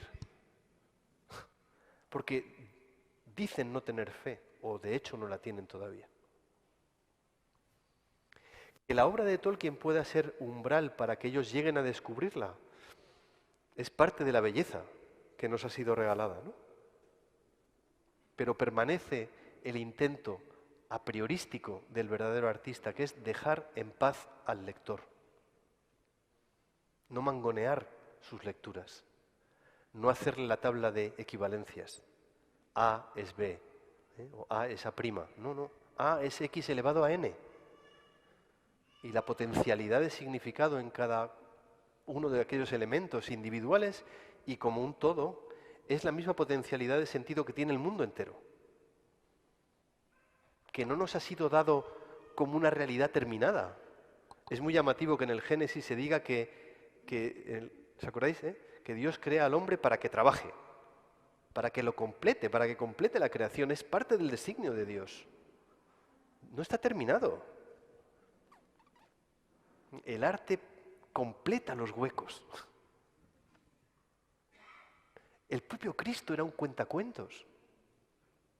Cuando el Señor explica cómo es el cielo, no empieza, a ver, capítulo 1, teología fundamental.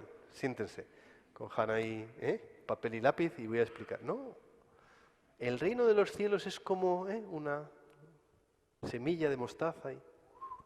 ¿Escuchad cómo? ¿Verdad?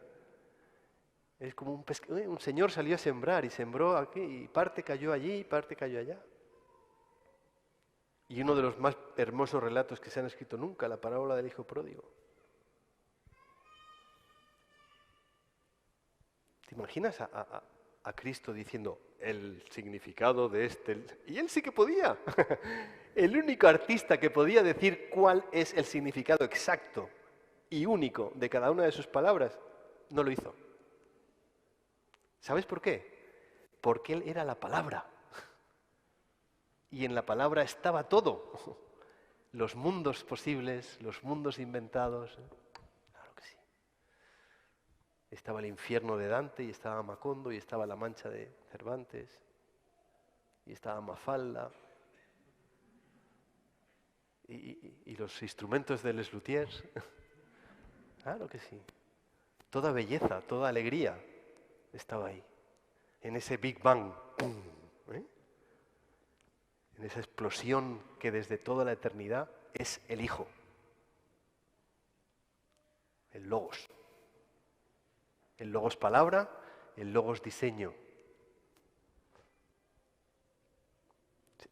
¿Respondí? Ok. Eduardo, ¿Sí? Soy yo, Santiago. Acá estoy. ¿Me estás viendo? Ah, Santiago, sí. Ya estamos. Estoy aturdido. Sí. Perdón. No, digo, por un lado te agradezco profundamente la conferencia. De un modo muy ameno has dicho muchas cosas y profundas, interesantísimas. Y bueno, y al hilo que has ido hablando me han surgido varias cosas. Entonces te diría tres cosas, una pregunta, un comentario y una objeción. No, una.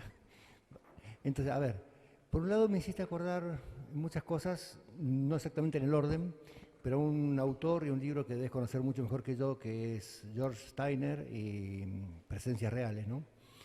Por un lado, toda la cuestión del mundo secundario, toda la crítica que hace en la primera parte del libro, y luego lo que de algún modo volvés a decir ahora, y eso que la necesidad de la cortesía, justamente frente a la obra de arte, para poder reconocer que existe, que hay una presencia real, ¿no?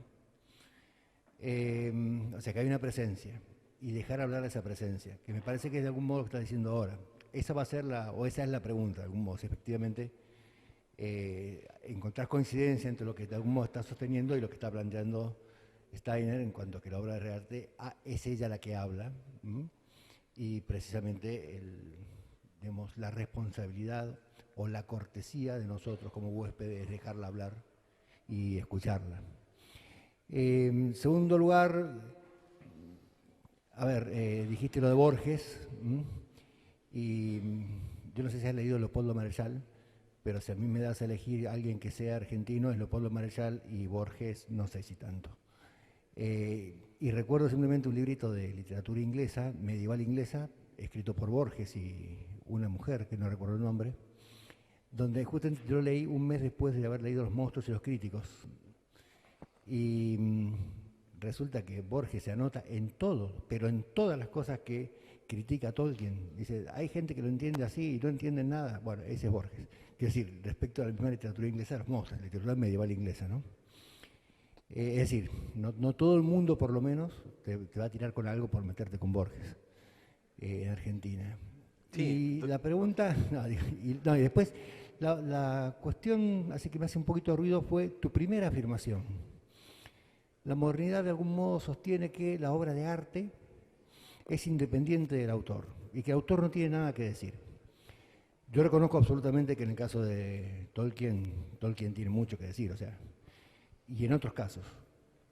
Pero te puedo presentar otros ejemplos donde se me ocurre, no sé hasta qué punto el autor justamente, o sea, no se le escapó la obra de arte al autor. A ver, y por poner dos ejemplos que me parece que deben ser conocidos todo el mundo, tenemos la saga de las 3 películas de Matrix iniciales, tenemos a sus directores y productores y todos los hermanos Wachowski, que sabemos que hoy son las hermanas Wachowski, y al final de la 1, cuando Neo desde esa cabina de teléfono le da ese mensaje a todos, diciendo que bueno, ahora finalmente todo es posible. Claro, desde la película se entiende de un modo.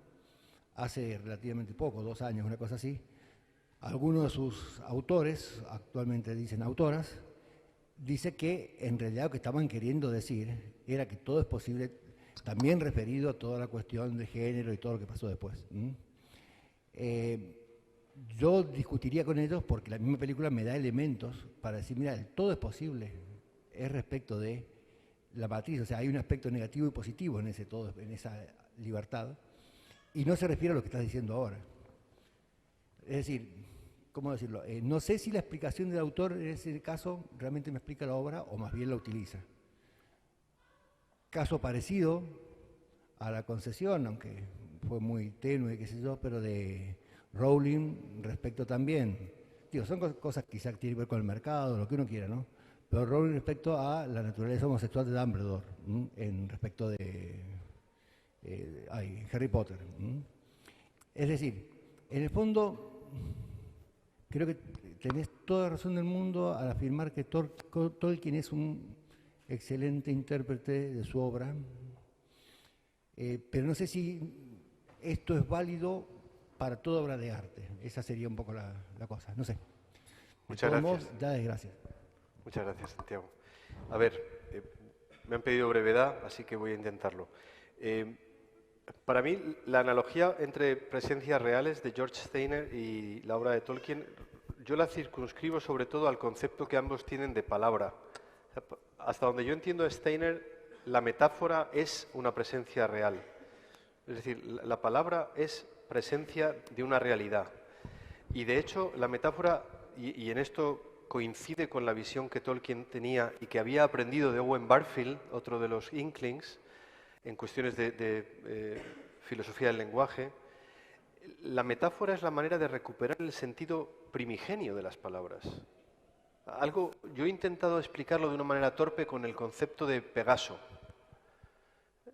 Si queréis saber más y mejor, leed sobre los cuentos de hadas de Tolkien, donde Tolkien explica que el origen del lenguaje es una gramática mítica. O sea, el origen del lenguaje es la respuesta a la sobreabundancia con que la realidad nos ha sido dada.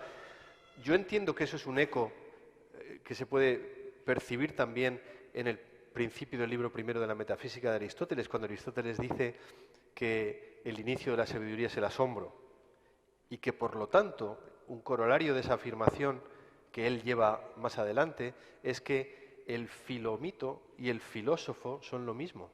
El que ama los relatos, de algún modo, es un amante de la verdad. Y cierro esto con Lewis. Clive Staples Lewis escribió un ensayo en el que dice que algunas cosas solo se pueden decir mediante un cuento. Probablemente Jesucristo hacía eso. Hay cosas que solo se pueden contar mediante un relato. O dicho de otro modo, hay cosas que se comprenden mejor desde el espejo del mito.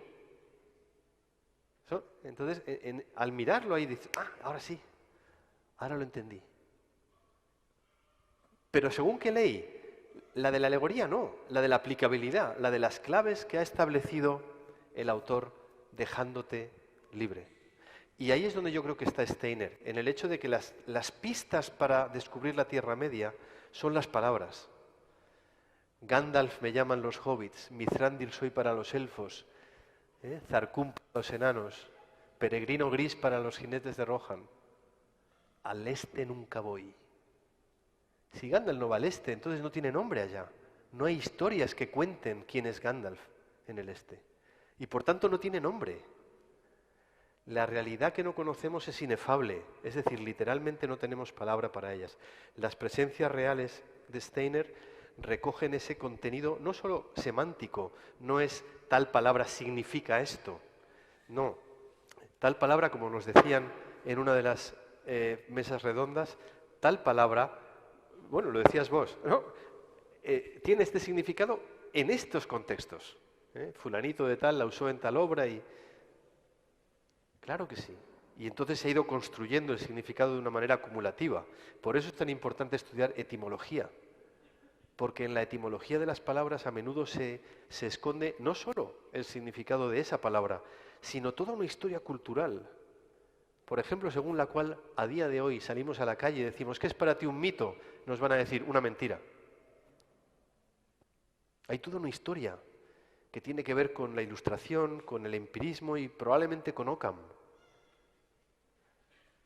con un despojamiento de la fuerza que el lenguaje tiene. Por eso no nos podemos quejar de los políticos que tenemos, porque para ellos la palabra no significa nada. Claro, son estirpe de Saruman. Malditos sean.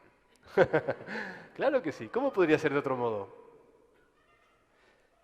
Bien, en cuanto a Borges, debo confesar aquí, forzado de la necesidad, como diría Quevedo, que me parecía importante, bueno, me parecía divertido hablar de Borges en este contexto.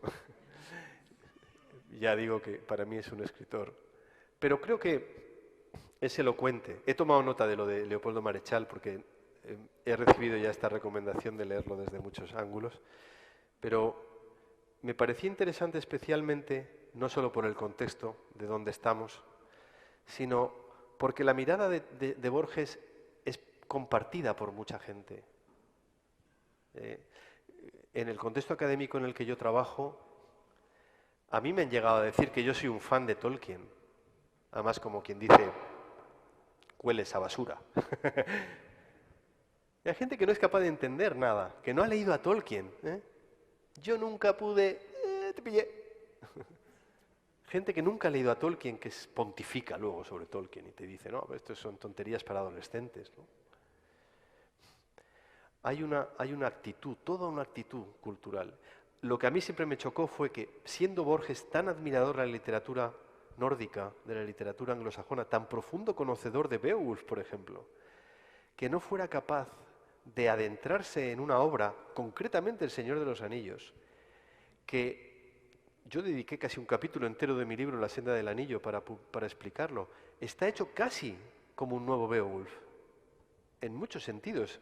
El Señor de los Anillos está hecho sobre la plantilla de Beowulf, ¿no? Me resultaba chocante esa actitud. Pero es que son dos formas de entender, no solo la fantasía, en cuanto noción y en cuanto género literario, sino sobre todo la realidad y el modo en que el arte puede acceder a ella. Ahí es donde yo creo que Borges confiesa lo inaccesible que resulta para él un mundo como el de Tolkien, ¿no? En cuanto a la tercera, bueno, no lo percibí como una objeción, sino como todo lo demás, como un enriquecimiento. Es verdad que determinadas obras de arte y determinados artistas tienen poco que aportar sobre su obra de arte. Hay un libro que recomiendo a todos los presentes que se llama El camino a la Tierra Media, de Thomas Shippey. En este libro, que para mí es lo mejor que se ha escrito desde el punto de vista de un estudio filológico sobre la Tierra Media, en El camino a la Tierra Media, Shippey dice que sencillamente sobre casi todo lo relativo al lenguaje y al arte de contar historias, Tolkien sencillamente sabía más que nadie. Para mí, recuerdo la primera vez cuando traduje el libro, recuerdo que me quedé mirando y dije, sí, señor. La sensación de... Ahí sí que fui fan de Tolkien. Pero la sensación de decir, es verdad, al final esta afirmación tan aparentemente poco académica, es verdad. Tolkien sabía más, mucho más. Tolkien llegó a dominar 20 idiomas. 20. A los 7 años sabía latín. A los 9 sabía griego. ¿De qué estamos hablando? Escogió gótico y nórdico antiguo como optativas en primero de carrera. A ver qué cojo. Mecanografía y... Quiero decir que estamos, obviamente, y el que no quiera reconocerlo es ciego, ante una mente prodigiosa, ante una sensibilidad única. Me da igual cuando te dicen, no, pero es el mejor escritor, ¿es tu escritor favorito? No y no. Ni me parece el mejor escritor de la historia de la humanidad, ni es mi escritor favorito. Pero obviamente hay en Tolkien algo que, al igual que Lewis decía, este amigo pone en marcha algo en mí que ninguno otro de mis amigos pone en marcha, hay algo en mí, y seguro que en vosotros, que solo Tolkien es capaz de tocar. Y por cierto que es poderoso. Entonces, ante eso, artistas menores, por supuesto, al hablar de sus propias obras menores, no llegan a arrojar luz sobre lo que dicen. Un gran director, uno de los grandes, cuando a Orson Welles le preguntaban quién era el mejor director de cine, dijo, no, quién eran los 3 mejores directores de cine de su momento, dijo, a ver, son John Ford y John Ford. Entonces, pero John Ford había generado un personaje sobre sí mismo para no tener que hablar de sus películas. Si habéis visto alguna vez entrevistas de John Ford cuando le preguntan sobre Centauros del Desierto o el hombre que mató a Liberty Balance o The Quiet Man, cualquiera, da unas respuestas que desesperan a cualquier periodista. Dice, ¿qué ha querido usted decir con su película? Bla, bla, bla. Nothing. Nada. O sea, es el antihéroe, en el sentido de que la obra de arte está ahí, ¿no? Entre ese extremo y Tolkien no hay mucha distancia, porque Tolkien en realidad lo que está diciendo es que casi todo lo que yo te pueda decir sobre el significado de mi obra es para decirte que los tiros no van por ahí, que no significa esto, que no va por ahí. Por ejemplo, él dice, Galadriel no es la Virgen María. No lo dice así, pero viene a decir, solo podríamos entenderlo si dijéramos que la percepción que yo, como cristiano, he llegado a alcanzar de la belleza, puede tener su reflejo en forma de ese personaje. ¿Se entiende la diferencia abismal que hay entre las dos cosas? Porque esa es la sutileza del buen artista. Defender lo que sí, pero señalar lo que no. La enorme distancia que permite un diálogo, pero a la vez en la diferencia. Y así con tantas cosas. Yo pienso que vivimos una época de inflación, lo siento, de inflación estética, de inflación de juicio artístico, donde estamos atiborrados de comentarios sobre qué es bueno, qué es malo, qué hay que leer, qué no hay que leer. Mucho ruido, fuera, fuera. Hay que seguir buscando. Hay que seguir buscando, desde una sencillez radical. Porque somos hobbits, solo somos hombres mortales destinados a morir. Y en el mundo hay demasiada belleza como para que podamos asimilarla. Pues estamos como ahogados por la belleza. Esa sensación de que, lo que dice Tolkien, la belleza y la tristeza son afiladas como espadas. Pero en fantasía corremos el riesgo de quedarnos dentro, se cierran las puertas y las llaves se quedan fuera, como me pasó a mí esta mañana, al salir de mi alojamiento, que las llaves se quedaron dentro. O sea, es un diálogo, pero no podemos perder de vista que es mimesis praxeos, pero no solo mimesis praxeos, no solo es imitación de acciones y pasiones humanas, la obra de arte, el relato, es también mímesis del ser del mundo. Y por eso creo que compartimos que la percepción que tenemos de la belleza del mundo de Tolkien es que se parece mucho a lo que este mundo tiene de mundo, a la conciencia de que este es la historia de una progresiva decadencia, pero también de que este mundo ha sido ya redimido, en y desde la belleza. ¿Sí? A eso me refiero. Muchísimas gracias, Eduardo. A vos. Un fuerte aplauso.